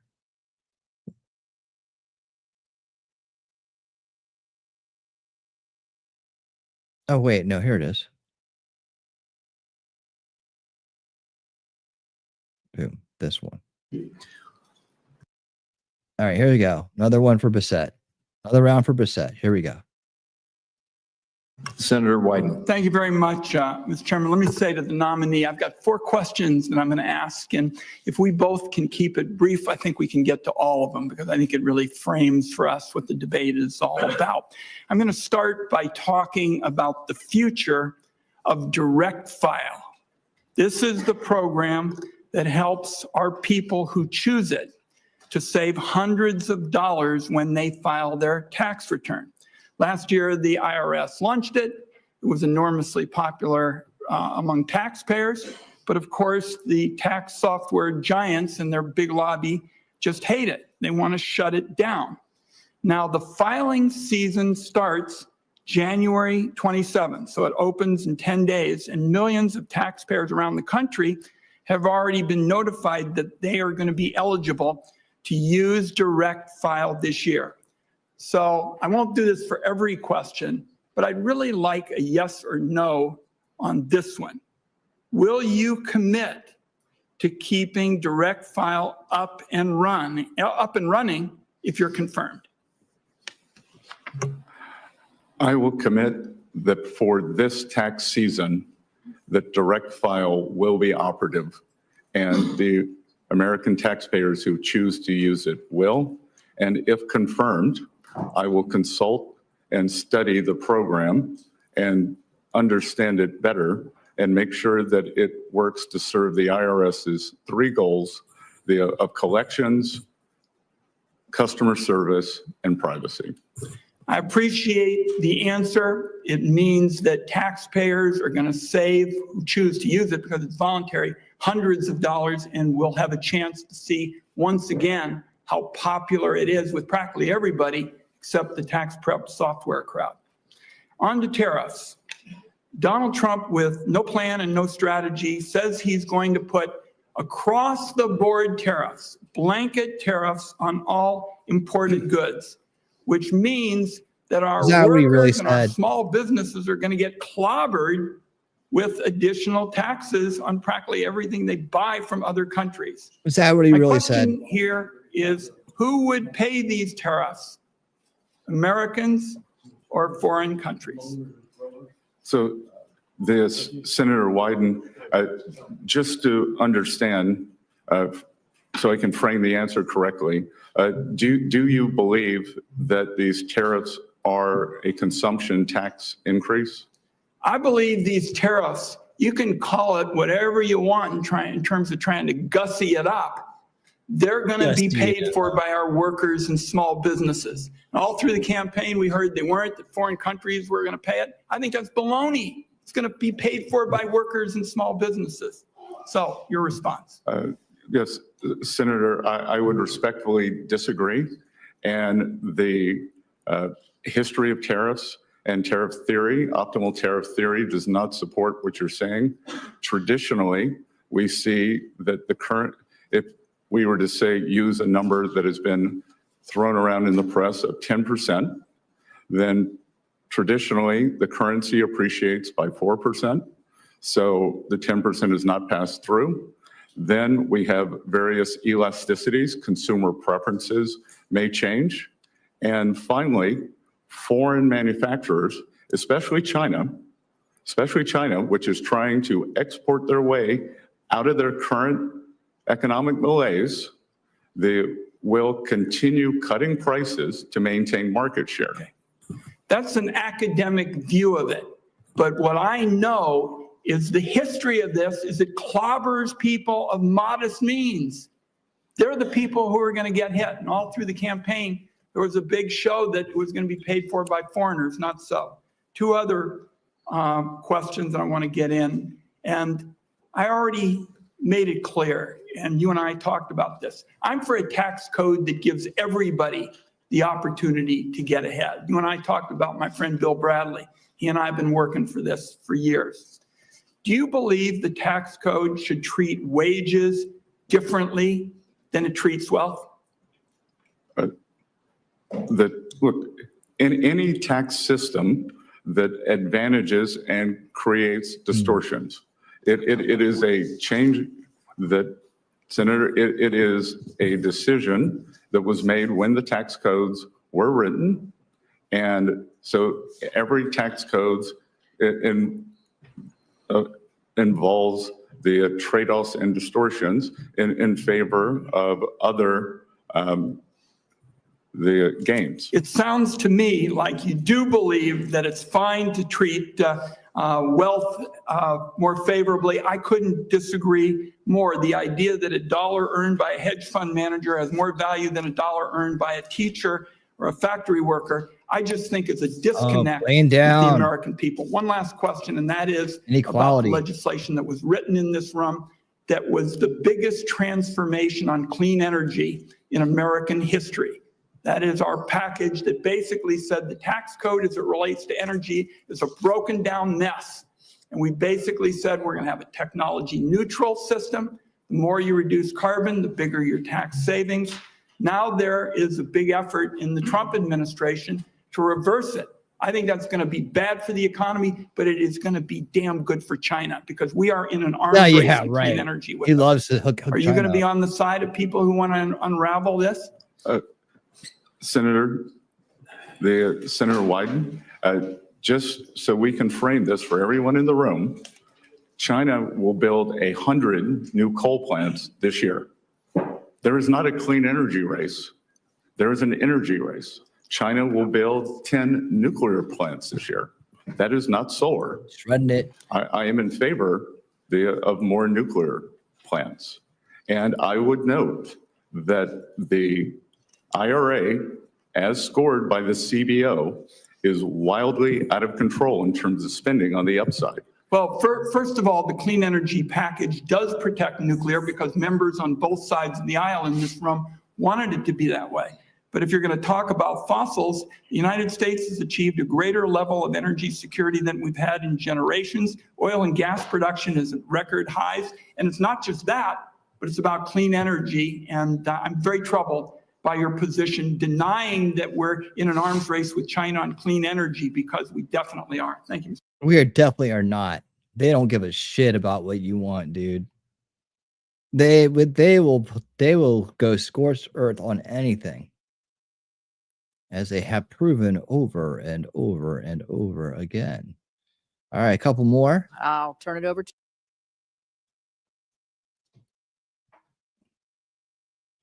Okay, Zeldin, EPA.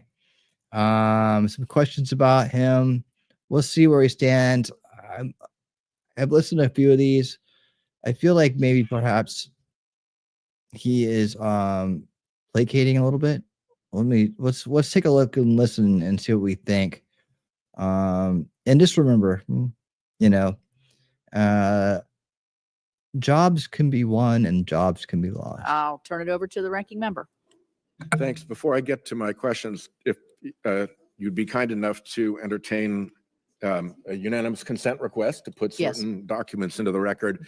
I will not put this beast into the record, spare everybody that, but I will be circulating it to your offices. I would like to put into the Let's just get this dude back here.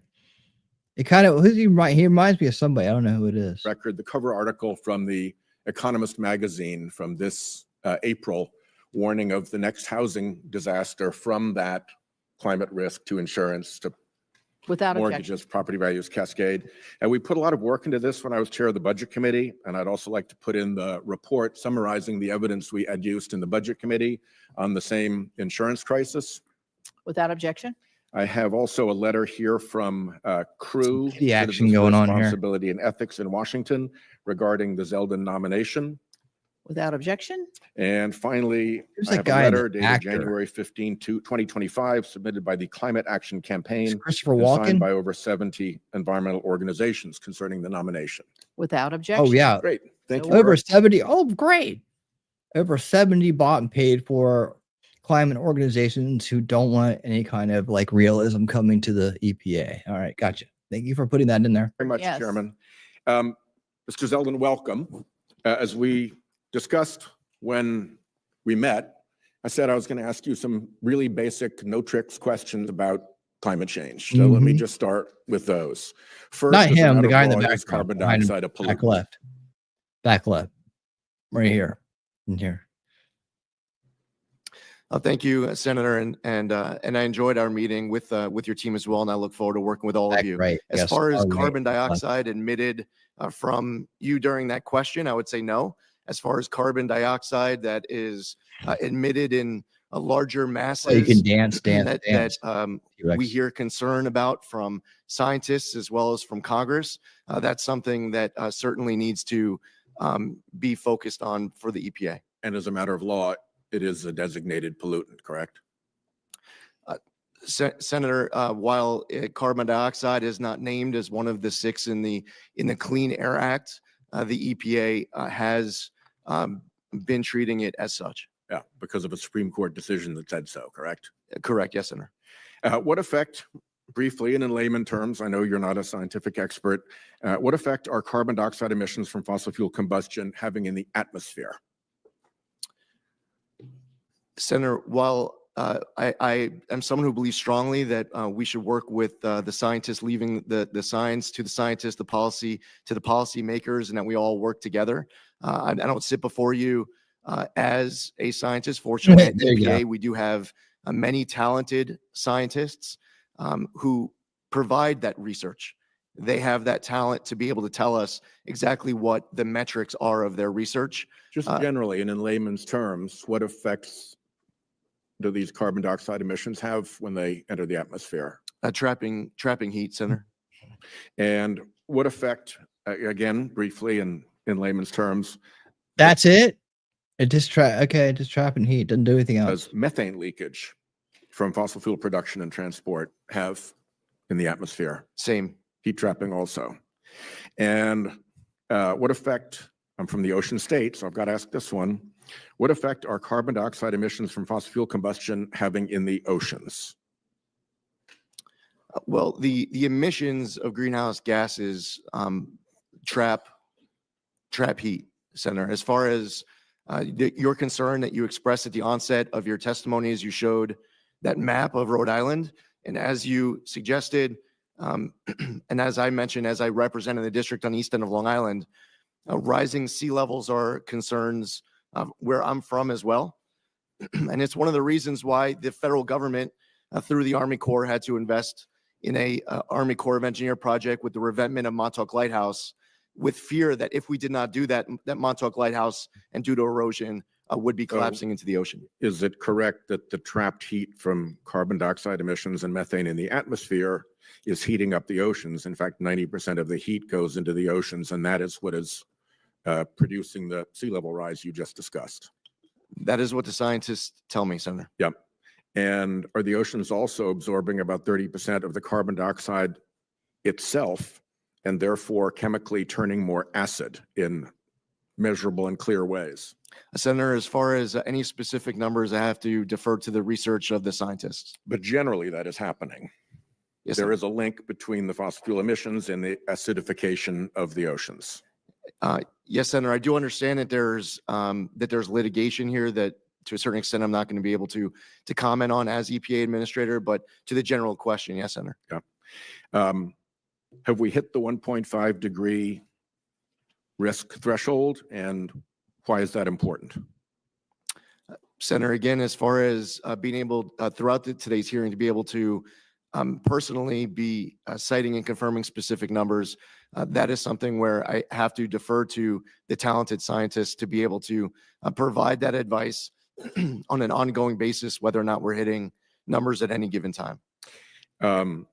If you are confirmed, what are the key either climate or oceans tipping points that would concern you? As far as the tipping point, well, Senator, I think that as you put up a map of your district, I could, and your state, I could put up a map of mine, and we could do this across the entire country. As long as that concern exists, where there is in fact rising sea levels, and I hear it from both sides of the aisle. Senator Collins spoke about it in the context of Maine. One last question before my time runs out. I'm sorry. Are we now on a pathway to climate safety, or do we need to do more to reduce carbon emissions in order to get on that pathway? Senator, United States emissions have been going down over the course of the last couple of decades. Unfortunately, there are other countries where it is not going in the same direction. And I would say that we will have never done enough What's up, Simple to Proper? How ensure you that doing? our water and our air is clean, safe, and healthy. Whatever we do every day to achieve this objective, we need to wake up the next day looking for ways to do more. Thank you. Yeah. Thank you, Senator Okay. Sanders. More about that. I'll let him speak on that as his final statements tonight. I got another one, but it's just more kind of the same. He does tend to go back and push back on them when they bring that kind of stuff up by saying, you know, clean air and water are a priority. So he kind of like, I kind of felt like Zeldin was pacifying a lot of them. I don't know, because he would like, you know, let them kind of like do their thing, and then he would come back with but our priority is clean water and air, right? Environmental factors. And regardless of how much they wanted to pivot to their climate agenda, he would cleverly, I think at times, say, you know, I'll have to rely on this. We'll do what we set out to do, and clean air and water. So, I mean, he tended to let them insinuate what they wanted to insinuate, but he would come back and say clean air and water. So we'll give him a shot. We'll see how he does. And we're going to move on to our final segments of the evening, which is, let me make sure I got this all set up here. The inauguration move. Let me get rid of that. All right. And, oh yeah, I did have a couple other things real quick I wanted to hit before we get to that. Real quick, where are we at? May run a little long tonight. We may run another 30 minutes. I wanted to be like done like by at 2:30, but I guess these are taking a little bit longer than I anticipated, and that's okay because it's Friday night and here we are. And I appreciate each and every one of you for being here. Good to see all these people popping in, all these awesome familiar faces, friendly faces. And make sure you guys hit the thumbs up when you come in, whether you're on Rumble or X or especially YouTube or anywhere. And that a lot. Appreciate it so much. Lets people know, hey, this is a good show to tune into. Lots of good stuff going on here. So as we kind of address these, I wanted to take a look real quick. We won't do this whole video, but I wanted to talk about new appointments and where people could be going. But let's take a check in with our good friend Vivek Ramaswamy, and let's see what may have come up here. I saw this. I didn't get a chance to watch it, so we'll watch it together. Vivek Ramaswamy breaks silence as Trump considers appointing him to major position to boost Doge. Check it out.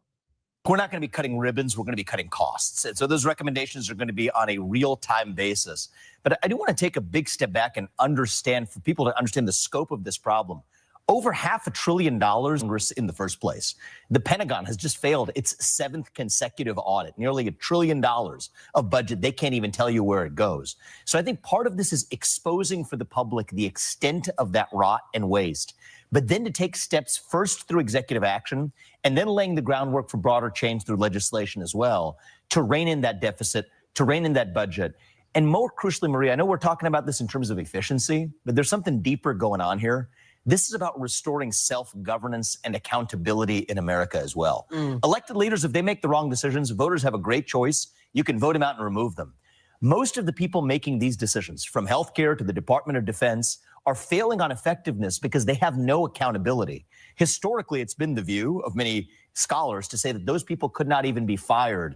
Now we take a different view with the environment the Supreme Court has given us in recent years, and we're going to use that in a pretty extensive way, Maria, to move quickly. All right, guys, so we got to talk about Vivek Ramaswamy, who has broken his silence on X after going silent for a few weeks on the platform due to the backlash he faced from the H-1 visa controversy that I really think got lost in the emotions of social media. Okay, a lot of people are saying they don't like Vivek anymore, that he's a traitor, that they don't trust him. And hey, fine, right? You can feel the way that you want to feel. Now, I personally don't feel that way, right? I feel like Vivek and also Elon Musk as well, too. I think the actual position on H-1B visas, again, got caught up, got lost in the emotions of social media. Yeah, but those people... Vivek has come out and said before in the past that he believes that the H-1 visa program needs to be reformed. Okay, which is something that a lot of people in the MAGA base agree with. Let me just say this. The people that want to run out and divide and jump ship right off the bat, were they really all the way in? Were they really in to begin with? I mean, I get it. But are they, I mean, what do you think about people who make brash decisions? Like who immediately jump to conclusions? Are they highly credible in your mind? I mean, do they, you know, where do you grade them on the scale of credibility? Oh, I knew it. He's out to get us. He's out to get us. You know, and it's like they're you know, how fast will people like that turn on you the second you don't meet their expectation or you don't go along with their predefined narrative of you? Right? I question these people who run and jump out and say, I knew it. He's a traitor. He's a traitor. You know, loved him for an entire year. And then one thing they don't agree with happens. And they're like, oh, I knew it. So you never really were, you know, in to begin with. Right. Just vote the way we tell you and sit down and be quiet. And let the grownups take care of the rest. And that's what it turns into. But I mean, I get it. Like if it was a you know, a bunch of things, right? All, you know, at one time and just completely changing and shifting, you know, 180 degree shifts like over and over and over again, I would get it. Right. But one thing, and it's like, oh man, he's a traitor. You know, I knew it the whole time. He was saying nice things to me and now I know better. It's like you just want to confirm your own bias. You just want to seem like you knew something that somebody else didn't know, so you feel better about yourself. I don't think very highly of people who jump that shark that who jump that fast from something. I'm just like, well, that just shows me about how well your decision making process is. You have to take into account a lot of things. So sometimes you gotta let things settle a little bit, to understand more. Let's see. Have you watched the documentary Food Matters? I don't know. Have we? Maybe. We might have. Maybe I've looked at it. I'll check it out. We love food documentaries, so I'll check it out. I'll put that on the list to check out. We got a lot of CO2 talk going on here, and maybe I should address that before we have moved on. But they're saying in the hearing, the oceans are the main CO2 sink. Or we could go full on Ian from Tincast and do the carbon capture and turn it into gravity. Dude, nothing Ian says makes any sense or should ever be thought of. It's anything but comedy and a way to make Tim look smarter. True, T3, that CO2 is actually a commodity, and they're using the scare tactic to capture and sell it. Thus, they are getting us to pay for the capture through taxes, and they profit. Oh yeah, not to mention the carbon taxes, and that's another scam, right? That's how you know it's bullshit. You look at the results, right? Who benefits? It's always what you ask. I keep saying these people aren't perfect, and we need to be willing to give them a chance. And yes, we should absolutely. These are people who want to throw the baby out with the bathwater for the side's sake. Yeah, and they're not really in the conversation, are they? They think they are, but they're not. And that's the reason why. Because you're not being reasonable and rational about things. You're being like the other side, right? As soon as they, think about on the other side, as soon as they don't bend the woke knee, oh God, they're going to cancel you and protest you. And so how are you not like them when you do the same thing to people on our side? Give them a chance. Give them plenty of chances to show who they are, right? And so far, book after book after initiative after initiative, Vivek has proven to be a real deal guy, and if you spend a lot of time getting to know him like we have, you'd understand that. And just because he has a difference of opinion on one thing doesn't mean that he's completely with the other side. I mean, come on. Where do you I don't even know where people get off thinking that. Spicy Shelly. Cool. The Ian thing was a joke, but it really wasn't. All right, let's go. A lot of the people who have come here through the H-1B system would tell you, as I would, that it's just a broken system, no matter who you're seeking to serve. Oh, he's a traitor. He thinks the H-1B system is broken. Wait a minute. Wait, no. I don't like that. Hold on. Wait a minute. But then he said. For example, you want to talk about special interests and lobbying? This is direct Silicon Valley lobbying that said that if you get your H-1B visa and you're hired by one company, you're effectively like a slave. You can't switch to a different company. That's not a free labor market. So there's so much that's broken and bureaucratized. Here's the next question about the H-1B visa system is why the heck do we do it on the basis of a lottery when you could actually just select the very best people? So there's a lot that's broken about the administrative state, the bureaucracy. My general approach is when something's broken in government, you can't really fix it when it's lasted that long. You need to shut it down, start with a blank slate, and rebuild from scratch. And that's just a stylistic point that I've applied to this issue as to any other. Yeah, so like I said at the beginning of this video, Vivek has broken his silence, and he has come out and said, dawn of a new golden age starts on Monday, okay? Yes. I'm hoping he's right. I am hoping and praying that he is right. I think that we are headed into a new golden age, okay? Real quick. One thing, Greg, It's called dark mode. It looks much better. Extremely optimistic. Now, regardless of what you want to believe about Vivek's position and if you like him or don't like him anymore, Stephen Miller and Tom Homan will be in charge of Trump's immigration policy. Okay, not Elon Musk, not Vivek Ramaswamy. It will be Stephen Miller and Tom Homan. Okay, and I trust them when it comes to Trump's immigration policy. Okay, but I trust Vivek when it comes to the role that he is being given by Trump, which is DOGE. Okay, the Department of Government Efficiency, and it seems as if Vivek may be getting another role, actually really a boost in my opinion, because Trump is reportedly pushing Vivek to replace J.D. Vance in the Senate. Okay, J.D. Vance. He could do both. Oops, sorry. Oh, sorry. He can do both, right? I have that on. I kind of like. I'm just putting it on the avatar picture screen when the screen's really bright. There we go. Go.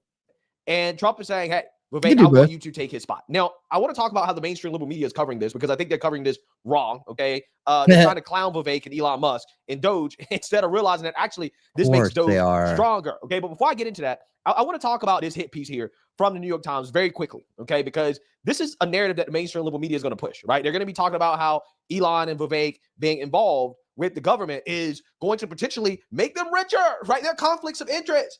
Now, in my last video, It's made every Democrat richer. I mean, Bernie Sanders wasn't a millionaire when he joined. that I did about Joe Biden boohoo whining and crying about the oligarchy and the technocracy and the liberal media going along with it as well too.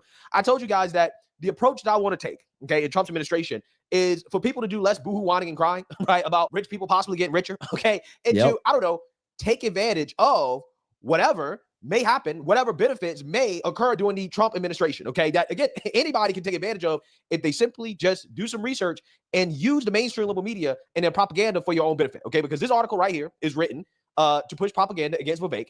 Okay. And the New York Times argues that Vivek could potentially personally benefit by lobbying Trump to change policies that could benefit his companies. Right. And again, I'm not saying that's going to happen. I don't know if that's going to happen. Okay. I'm just saying that if it does happen, hey, maybe, just maybe, for the average person, you can put yourself in a position to benefit from it. Again, I'm not saying it's going to happen. I'm not saying that I want it to happen. I'm just saying this is how you use the propaganda for your own benefit, okay, from the mainstream liberal media. This is not investment advice. I'm not telling you to do this. I'm just telling you this is essentially how I go about trying to figure out, okay, well, how is it do I take advantage of the propaganda, right? So, for example, this article says, quote, Mr. Ramaswamy, who owns a stake currently valued at $600 million in a biotech company he started, has called for changes at the Food and Drug Administration that would speed up drug approvals. He could help shape energy policy to promote fossil fuels, making it more attractive for investors to put their money into an oil and gas fund, proactively called Drill, offered by his investment firm. Now, Drill is a passively managed energy fund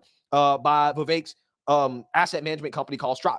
I personally have investments in Shock, which is their semiconductor ETF. Okay, I told you guys that, hey, there's going to be a lot of investments in AI and semiconductors because we're in the tech revolution. So I'm just saying that, hey, you know, if you want to take advantage of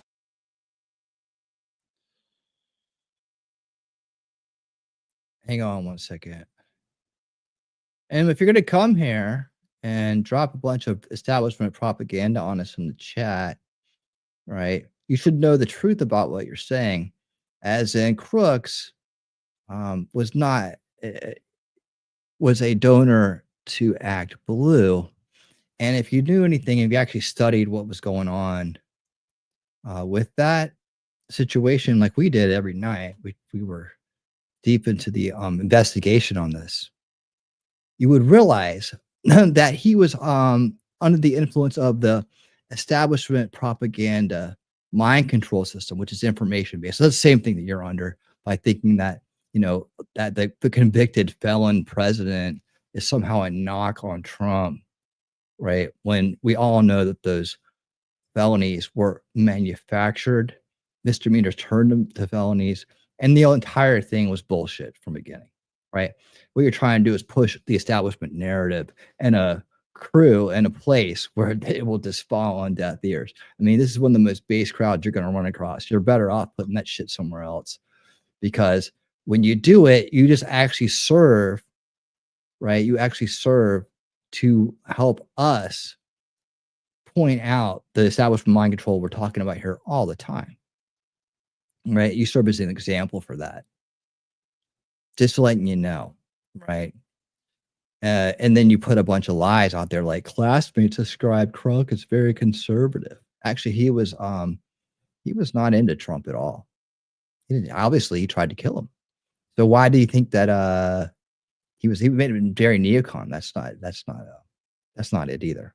He actually, if you looked into the investigation that we did, if you actually did any investigation or research yourself, you would understand that he was far, far, far away from that. And that he wasn't very close with his classmates to begin with. But I know anything to further the narrative of your TDS, right? Anything to further the narrative of your TDS. But thanks for your comment and your subscription. of it, you may want to consider looking into the semiconductor industry. And if you don't know what to do, but you just want to be involved, consider a passively managed fund, okay, that essentially invests in the top semiconductor companies and go from there. I'm not telling you what to do, okay? It's not advice. I'm just saying this is the way I think about things, okay? And if he were to boost officials who embrace cryptocurrency, it may benefit his firm's new Bitcoin business. Again, all of these things, right, that the New York Times is arguing that Vivek could benefit from, okay? I'm not sure if he's going to do this or not. I'm not sure how Vivek is going to affect policy change, okay? I'm not saying I hope it happens. I'm just saying that normal everyday people can also benefit, right? If it does happen, okay? If it does, you can benefit as well too. So I'm just trying to teach people how to think about this stuff, okay? Because there's no doubt in my mind that this New York Times writer, he's probably strongly considering taking advantage of this, okay? Because if you know that this is a possibility, then who knows? It could be worth taking a look at these opportunities, right? If you say, okay, well, this is how Elon and Vivek could benefit their businesses through government policy, okay? If you know that this is how they can benefit, then it would make sense as a regular normal person to consider taking advantage of it. This is what I mean when I say work smart. Okay, my life philosophy: work hard, work smart, take risks. Yep. This is what I mean by work smart. Okay, and take risks. So, that. All right, cool. So he's considering him for Okay, so he's got that. Here we go, right here. Let's just jump ahead. Started. Vivek Ramaswamy is one of the two people that Donald Trump tapped to lead a group to make cuts in the government. But now he's being privately encouraged by Trump himself to consider filling J.D. Vance's seat in Ohio. In fact, Ramaswamy and Ohio Governor Mike DeWine met over the weekend, according to our reporting. This is a little tricky. There's some interesting politics here. Ramaswamy wants to run for governor. He wants to do Doge because Doge might give him something to run on as somebody who's not run anything in government before. But Trump wants him apparently out and in the Senate. Look, so I'm going to break rank right here. Okay, first and foremost, You're gonna break rank, huh? I just love the framing. Well, Trump wants Vivek out of Doge. And it's like, how is Vivek becoming a senator going to stop him from being a part of Doge? If anything, it makes Doge stronger because you actually have a voting senator. You actually have somebody who has a say on the budget, right? And a direct say, a voting say on the budget in the Senate, in Congress. If anything, it makes Doge stronger. In fact, I argued before that I would like to see somebody like Vivek be the Speaker of the House. Well, why did I say that? Well, the argument that I made was that, well, if you have somebody from Doge who's actually in Congress, then that makes the initiative, the project, even stronger, okay? Because you have somebody working on the inside. But again, it's just hilarious how they're framing this as well. Trump is kicking Vivek to the curb, as if like Trump making Vivek a senator is like beneath him. Even though I do think that Vivek is probably too smart to be a senator, right? Or he's way smarter than an average senator. Put it that way. I think he can do a lot more than be a senator. But at the same time, it's still like a pretty darn good position, especially if he still will be a part of Doge. Okay, I mean he becomes a pretty powerful senator from day one. Okay. So again, the framing here is just hilarious to me. I was never a fan of the whole idea of Doge, Vivek Ramaswamy and Elon Musk. I understand that many people on the right, and that's why I said I'm a 3-time Trump voter. So they're going to call me a rhino or whatever. I never thought that this was a good idea. And I think that Elon Musk, with some of the things that Elon Musk himself has done, lying about the budget, claiming that there's some money for a stadium in Washington, D.C., that just literally was not true. So I don't trust the guy. That's just me. I don't trust Elon Musk. I wrote an article about him, about the problem with the GOP has with someone like Elon Musk. There goes the Twitter account. well, literally, I just got my Twitter account back today because I was critical of Elon Musk, and I just was off of restriction today before I came into the show. Free speech. But what you're back on it tonight. But For free speech. I don't have a following. Nobody follows me. Trust me. So, but what I will say about this with Vivek Ramaswamy, I was critical of Vivek Ramaswamy because I felt as if he ran during the primary as basically a surrogate for Donald Trump. So I'm not a fan of Vivek Ramaswamy. I think that there is a need. Who is this guy? Remember Black Americans for Trump? Really?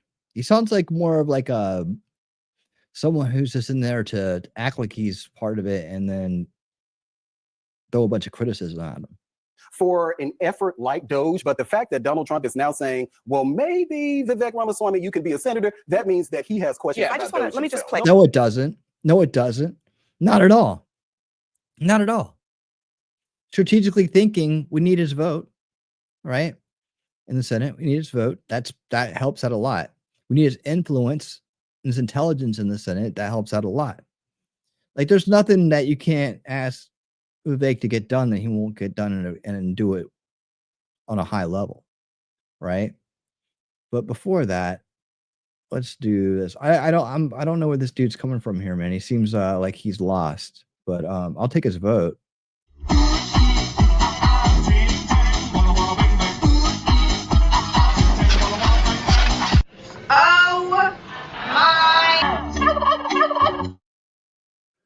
T-Rex Trucking and More, $20 super chat. Thank you so much for that. That's making it towards dinner. Funding the win real. I would totally vote for Vivek for governor of Ohio. DeWine is the worst, and he's termed out in 2026. I mean, dude, let Vivek get as much experience as possible. Let him do the good work all over the place. That's what I'm saying. But bug-eyed, believe me right here. The bug-eyed, believe me, look right here. He doesn't know what he's talking about. I can't wait to see what Greg has to say about this dude. No, it doesn't. No, it doesn't. Not at all. Right? Not at all. Because they've already been doing the work. Elon and Vivek have already been setting the groundwork to go ahead and start the Doge initiative. What are these people talking about? Right? They're acting as if Vivek being a senator means that he can't be a part of Doge. That's not what it means. Now, again, ultimately, who knows? Maybe he could get appointed as a senator and he may step away from Doge. I don't know that, but I don't think that it is impossible for him to do both at the same time, right? I really don't. Nope. Also, on top of that, imagine being a conservative and saying, well, I'm not a fan of Doge, right? I'm not a fan of trying to make the government more efficient. But who knows? He could be saying that because he's not a fan of Elon Musk and he's not a fan of Vivek Ramaswamy, whatever. But I'm just saying, like, politicians, specifically conservative and Republican politicians, for years have been talking about doing something like this, and they haven't done a damn thing. So, in my opinion, I would much rather have businessmen come in, regardless of whether or not you like or dislike them. I think there's a better chance of something getting done when you have somebody like an Elon Musk or Vivek Ramaswamy involved than a politician, right? No. I'm just saying, if it doesn't get done with this initiative, then there's probably not much hope that we will ever make any type of real significant cuts. But this is probably the best shot that we got. We have a much better shot than these Republicans come out here and promising to do it every single year, and then they end up doing nothing. I'm just saying, right? The politicians aren't going to do it. Why not let businessmen be involved? Just to your point, actually, because I think there's been some Doge erosion happening for a while now. Nope. Elon has been walking some of this. You're propagandists. Don't worry. Don't you worry. You're going to be out of business before too long. So go ahead, get it on out, girl. Stuff back. How much do you think we can rip out of this wasted $6.5 trillion Harris-Biden budget? Well, I think we can do at least $2 trillion. Yeah! Do you think $2 trillion is a realistic number now that you're looking more closely at it?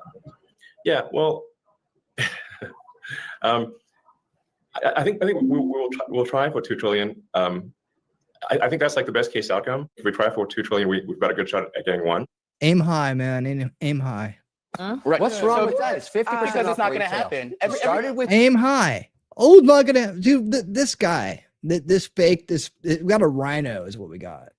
Who's probably pretending he voted for Trump. I don't know, but this other guy, he seems like he wants to be right, doesn't know the truth. Two, giving you one, I'll take it. This guy, wide-eyed, ding, ding, ding, ding. no followers guy. Shoot for the stars, land on the moon. Right? That's essentially what's going on here. Okay. That's what I'm saying. Yeah, yes, it will be. Me and Greg share a brain, dude. Me and Greg got it. We're in sync, dude. Hard to cut $2 trillion, but I think they all kind of knew. All right, $2 trillion, that's a lot. But hey, that's what you aim for, right?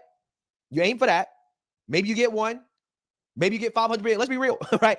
All right, cool. I'm gonna cut it there for time, but you're gonna watch the rest of that. It's on Greg's channel, Black Conservative Perspective. He's awesome. Love the dude. I want to get to one more thing before we get on out of here. I don't want to run you guys all night long. So no, it's Friday night. We all have things to do. I did have one more thing, and I got it right to the point where we need to be. But we need to meet. Who's going to take? Who is going to take Rubio's spot in Florida and bring in the great governor of Florida, Ron DeSantis, who I think is a phenomenal governor. With his reckless border policies. She's demanded appropriately the impeachment at the tender age of 31 results of the pernicious woke ideology and woke agenda. We need to restore common sense, and we need to restore basic American principles throughout our society once again. Hell yeah. Now, in appointing a U.S. senator, I initially put out several different criteria. One, I want somebody that's going to work with President Trump to deliver on the mandate he earned from the American people. Very I want a important. senator that's going to be willing to lean in against the excessive spending and cut spending and stop the inflation. I want somebody that understands that the federal bureaucracy is run amok and it must be held to account. And we need 3 branches of government, not 4 branches of government. And we need somebody that understands the fight against illegal immigration, is willing to shut the border, and importantly, make sure any legal immigration to this country is putting Americans first. Can't be bringing foreigners in to displace our own people in key positions. So this is something that I thought about long and hard. We did a lot of research. We got a number of great candidates throughout the state of Florida, and many of them, I think, could have done a good job. But the final criteria I used was, because you can say all those things and say you stand for it, I wanted somebody with a demonstrated record of delivering results on those important issues. Talk is cheap. We need people that have demonstrated fidelity to these principles with their actions. So that is why today I'm proud to announce that I am selecting our Attorney General, Ashley Moody, to serve as our next U.S. Senator. Ashley. So all these Republicans are so sexist. I mean,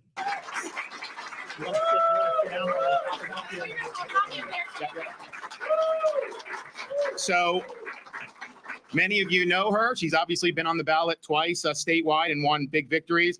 She's honorably served our people as her time as Attorney General over these last 6 years. She's a 5th-generation native of Plant City, Florida, in the Tampa Bay area, and even what was named queen of the famous Strawberry Festival back in her youth. Strawberry Festival queen coming up. She's a triple Gator graduate of the University of Florida. Triple Gator. And she's built an impressive resume as a commercial litigator and as a federal prosecutor. When she was an assistant U.S. attorney here in the Middle District of Florida, she handled gun and fraud cases. Later, when she was in the Tampa Narcotics Division, she was recognized for her prosecutorial excellence by federal agencies. In 2007, she became Florida's youngest circuit court judge at the tender age of 31, where she championed initiatives for at-risk children and expanded access to legal representation for vulnerable Floridians. And that's all great, but really where the rubber hits the road is once you get an opportunity to serve statewide in the state of Florida and be the Attorney General, are you just biding your time, or are you making the most of it to deliver big things for the people that sent you there? And I'm happy to say we've had an Attorney General who has been somebody that has acted time and time again to support the values that we all share, whether that's illegal immigration, opioid and fentanyl crisis, human trafficking. She has stood strong time and time again. Most recently in this past year, filing lawsuits and joining lawsuits to take on the weaponization of law enforcement that targeted then candidate Donald Trump. She took on Jack Smith for his politically motivated persecution of the former president, fought back against the rogue Attorney General of New York for her politicizing justice, led the Florida investigation into the second Trump assassination attempt in Palm Beach, even as the federal government continues to try to block her efforts. She's been a national leader in fighting the Biden administration on many different fronts, including on immigration. She's not only filed more than a dozen separate lawsuits, but she's actually won against Biden with his reckless border policies. She's demanded appropriately the impeachment of Alexander Mayorkas and the designation of Mexican drug cartels as foreign terrorist organizations. In her role as AG, she has stood strong for law and order. She believes in putting criminals in jail, not releasing them back onto the street where they will offend again. She does not support soft on crime leftist prosecutors. In fact, we have removed prosecutors here in the state of Florida, and she has stood with us every step of the way, and we have won those lawsuits as a result of her efforts. She's also rejected DEI, ESG, gender ideology, and supported our efforts to ensure Florida's education is free from impositions of the radical left. When COVID was raging, few were willing to stand up across this country. We in Florida established our state as a beachhead of liberty, as the free state of Florida, and she was with us every step of the way. We beat the Biden administration that had continued to keep our cruise lines closed, and we liberated the cruise industry because of her lawsuit. We also beat Biden on the employer vaccine mRNA mandate, which was going to have people lose their jobs if they didn't take this shot that many people didn't want. So her efforts were really critical in achieving those success for medical freedom. She was also a staunch opponent and helped us defeat Amendments 3 and 4 in the most recent November election. What about Christie? Is Christie in areas? She sued in the Supreme Court against Harvard's race-based affirmative action discrimination admission process. She sued Biden administration to prevent brutal transgender surgeries on these minor kids. And she challenged the Rock federal and accreditor roll. system to free university from politicized leftist accreditors. She's also fought to strengthen the security integrity of our elections here in the state of Florida, which we treat very significant. She has led prosecutions of voter fraud cases she's got against those illegal M aliens who eyebrows. voted here in the state of Florida. She's also Arch supported eyebrow. other states as they attempt to secure their election systems, including in Virginia, where she urged the Supreme Court to uphold their removal of illegal aliens from the voter rolls. When it was revealed that FEMA aid workers under President Biden discriminated against Trump supporters who were impacted by last year's hurricanes here in Florida, she filed a federal civil rights lawsuit against those who were Rockstar responsible. status. And Florida still remains Incoming. the first and only state to hold these people accountable for their political discrimination. She's an Sadly. outspoken proponent of the state of Israel and has What battled date? against anti-Semitism in the business world, academia, and even taken on the United Nations, which she has pledged She as knew a she was senator fire. to defund once and for all. Yeah. This is a good pick, man. She Ashley has fought Moody. against overreaching federal agencies like the ATF, the EPA, and the FDA to protect the rights of law-abiding Americans and to prevent bureaucratic entities from encroaching on our God-given freedoms. And then when it comes to our nation's foremost adversary, China, Ashley has been integral in our state's effort to defend Florida against Chinese influence. She defended our laws preventing China from purchasing land in the state of Florida. She worked with the Florida Pension Fund to divest state holdings from China and Chinese companies, and she opposed China's ability to spy on Americans through the use of social media apps. So in every major battle we have had since I have been governor, she has been with us every step of the way. It's not just talk, it's results. And these results are very, very important. And she understands the gravity of the moment. We may not have an opportunity like this in the near future. This is a once in a decade, maybe even once in a generation opportunity in this current Congress is ultimately going to determine whether we do usher in that revival of the American experiment, or is it just going to be status quo, passing the buck, and nothing ever changes. So I'm pleased to be able to introduce to you for her first Be words part of the as the solution. senator appointee from the state of Florida, our Nice. Attorney General and your next United States Senator, Ashley Moody. Here we go. New Senator Moody. Let's go. Hello, thank you so much for joining us. In true governorship fashion, he gave me a mere couple of hours to figure out what I was going to say to you. But that is because he is deliberate and takes nothing lightly and understands the importance of this role. Governor, I want you to know I will not let you down. I will not let the citizens of Florida down, and I will not let my country down. It was just 6 years ago that I met this very eager, passionate guy who wanted to be the governor of Florida and said, if we go in there and we implement conservative policy, if we scale back, make sure we return this to a limited government, we will prosper. And look at what Florida has done since. We lead the nation in net in migration, new business formation, and law and order. I can go on, and it has been at the leadership and direction with this guy right here. And I am proud not to just say I have fought alongside you for 6 years, but I'm proud to call you a friend. And I am very honored with this nomination. Thank you so much.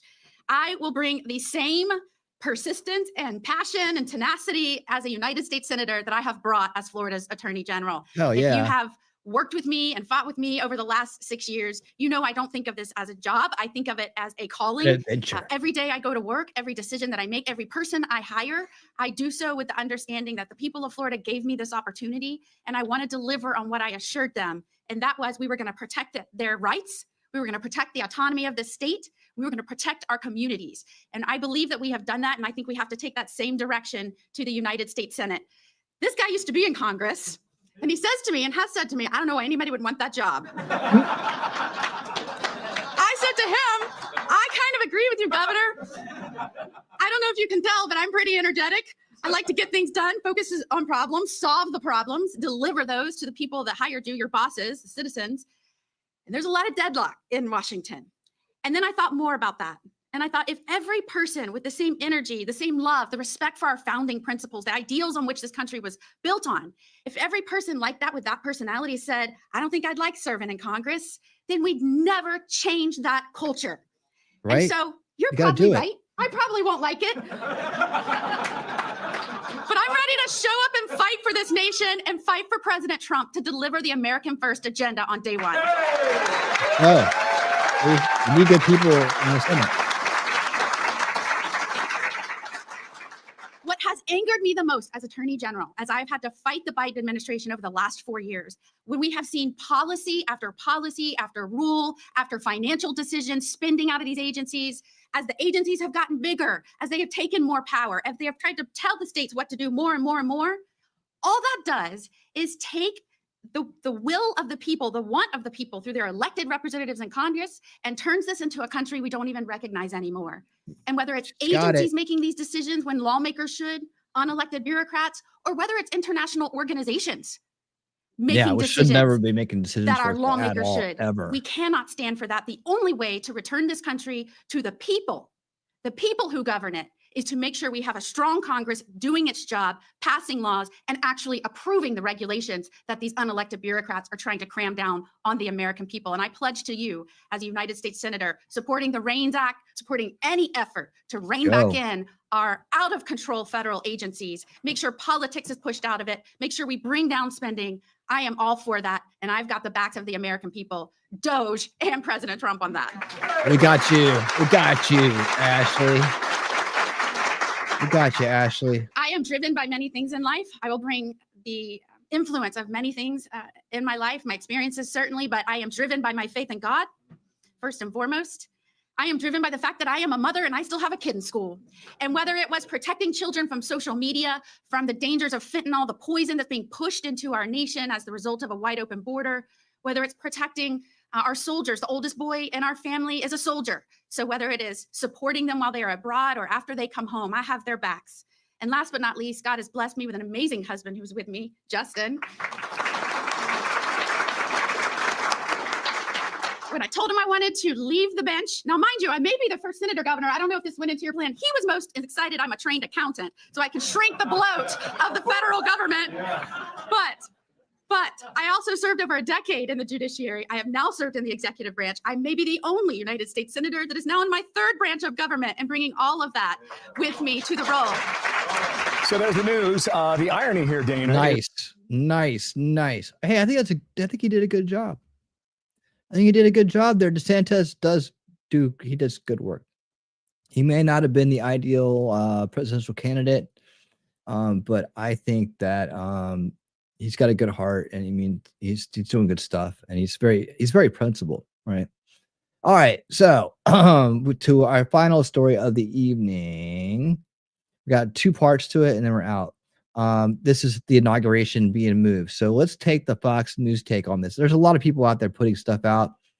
I'm not going to get into anything, but it is what it is with this. So it is what it is. Welcome back. President-elect Trump will be delivering his address inside the Capitol Rotunda on Inauguration Day. Now, the first time that's happened since President Reagan's second inaugural address in 1985. And this is now changing the final preparation plans for the second inauguration of President-elect Trump. Rebecca Castor has more. Fencing and concrete barriers are up around the National Mall and the U.S. Capitol to prepare for Donald Trump's inauguration. There will be approximately 25,000 law enforcement and military personnel on site to make sure the inauguration goes smoothly. The FBI says it's not currently tracking any credible threat to the inaugural events, but there is always a risk for a lone wolf attack. That threat of those leftist lone wolf attacks. You know, do you realize that every lone wolf attack is a leftist? You know, every one of them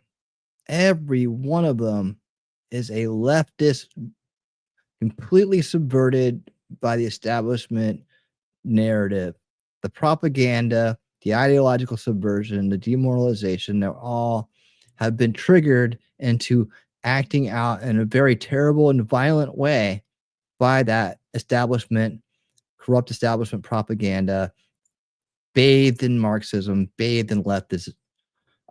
You know, it's a shame that so many people's minds have been controlled by this virus, and we can only pray for them and hope that in time they will wake up and join us here in the light on the other side of that terrible, awful prison that they're living in right now.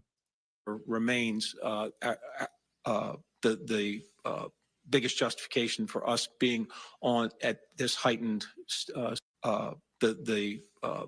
Lone wolf attack. that threat of the lone actor remains. Those leftists are everywhere. The Planning biggest protests justification there. for us being on at this Bad news. heightened state of alert. The inauguration is a day full of tradition, one of those being a note from the current president congratulating their successor. The letter is typically left in the Oval Office desk drawer.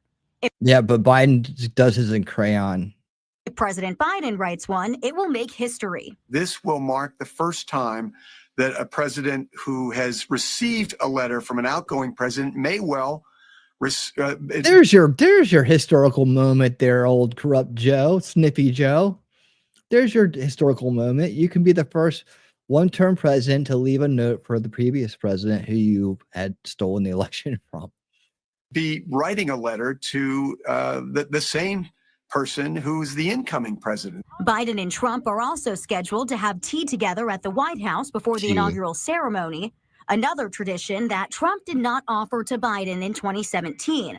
But the current president is committed to a peaceful transfer of power.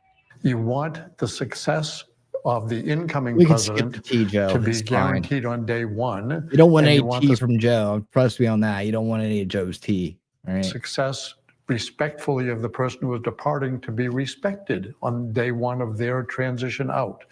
Attendees will need to keep the weather in mind on Monday. A polar vortex is about to send temperatures plunging, which could lead to one of the coldest inauguration days in decades. In Washington, Rebecca Castor, Fox 32 Chicago. Rebecca, you're doing a great job. All right.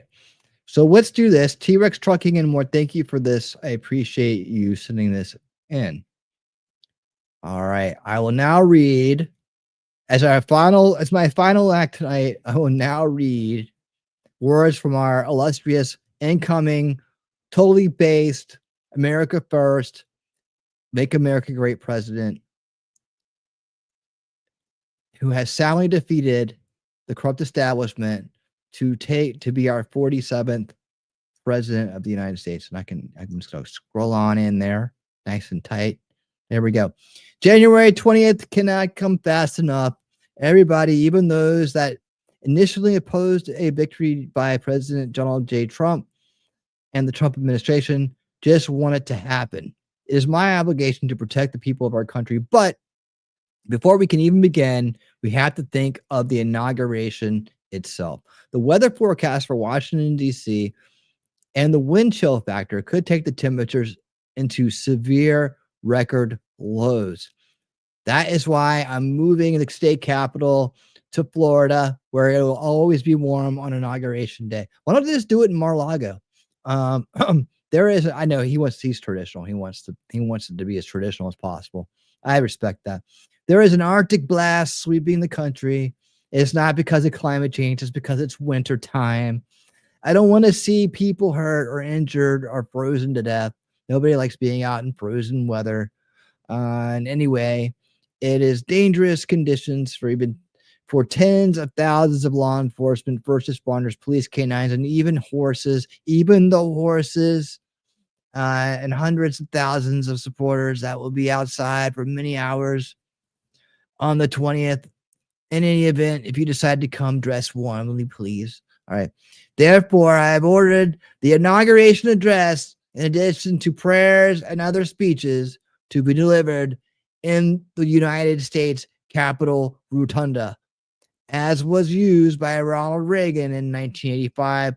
Very great man, Ronald Reagan, very respected. People say he's had a great victory.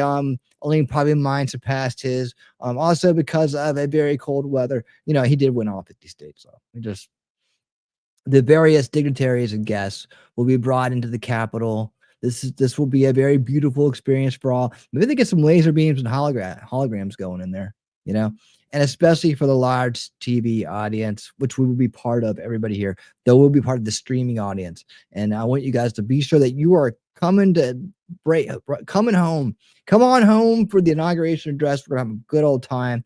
It's gonna be a party. And we are going to have a blast enjoying this monumental, historic occasion. And I will bring guests in for that. Yes, I will.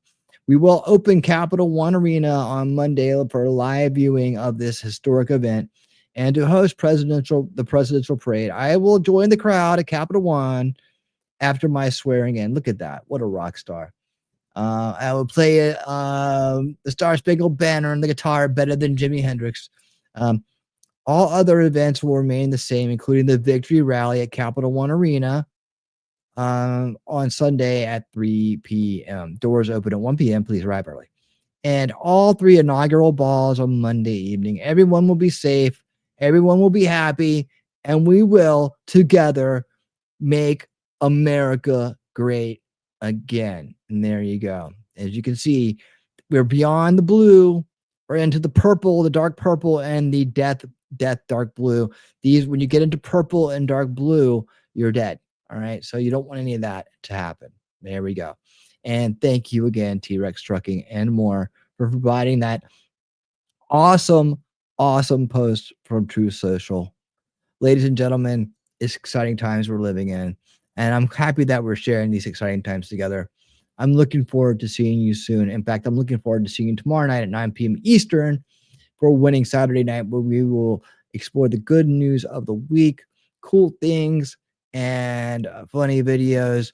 And we will also, as an addendum to the evening, be keeping an eye out for the big disclosure coming from Dr. Stephen Grift and the Disclosing Nothing Project. I'm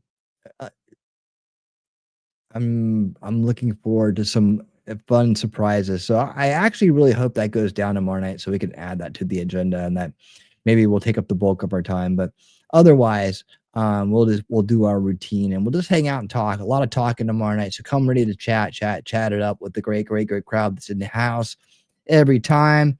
Guys, Arctic Blast is coming from Canada. It's Trudeau. Trudeau did do this with weather weapons. It's the Canadian weather weapons. All they can do is make it colder. That's all they can do. They can't steer hurricanes. They can't make earthquakes happen. They can't create thunderstorms and floods. All they can do is make it colder, and that's what they do. They mock us with their coldry. They do. I'm getting the snacks ready. Time for a movie. Well, it's time for SmackDown for some of us. We're gonna go smack it down. And thank you guys so much for being here tonight. Each and every one of you guys make it happen. You guys are awesome. Where could I send this lovely crowd? Let me just check it out real quick. I always forget to do this. And I always forget to check over on Rumble, because I can do it over on Rumble too. Any friends, any friendly people over there that I know of? Nope.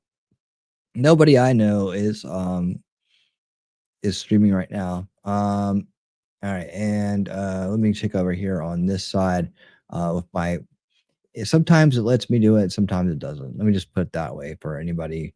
Is my good friend? I haven't forwarded to Joe all week. See, there's nothing there. There's nothing. I have to go out here and do it. Like, oh, Indy. Oh yeah, Indy. Let's do that if she'll let me. I don't know if her thing's set up that way, but I'll try it. Why not? Let's do it. Indy, should I pop in on Indy? I went long tonight. I was gonna do that. I was thinking of doing that actually. Hold on. Why can't I find it? Hold on. Let me go and do it this way. Give me a second, guys. Okay. Oh, it's independent. That's fine. Independent. Come on.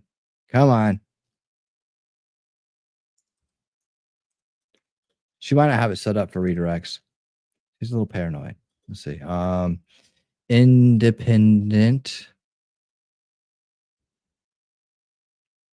Mini United. Okay.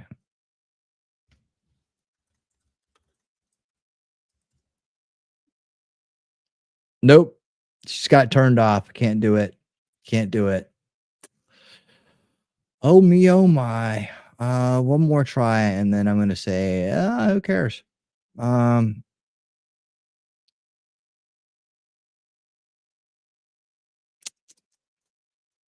I got nothing. All right, we got nothing. guys, thank you so much for being here. I really do appreciate it. I can't wait to see you again tomorrow night at 9 p.m. Eastern for Winning Saturday Night. We will rock and roll this world to pieces.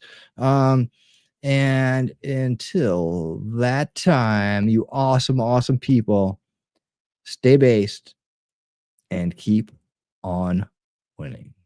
If you've lost faith in humanity, clap your hands. If you've lost faith in humanity, and this is your villain origin story, if you've lost faith in humanity, clap your hands.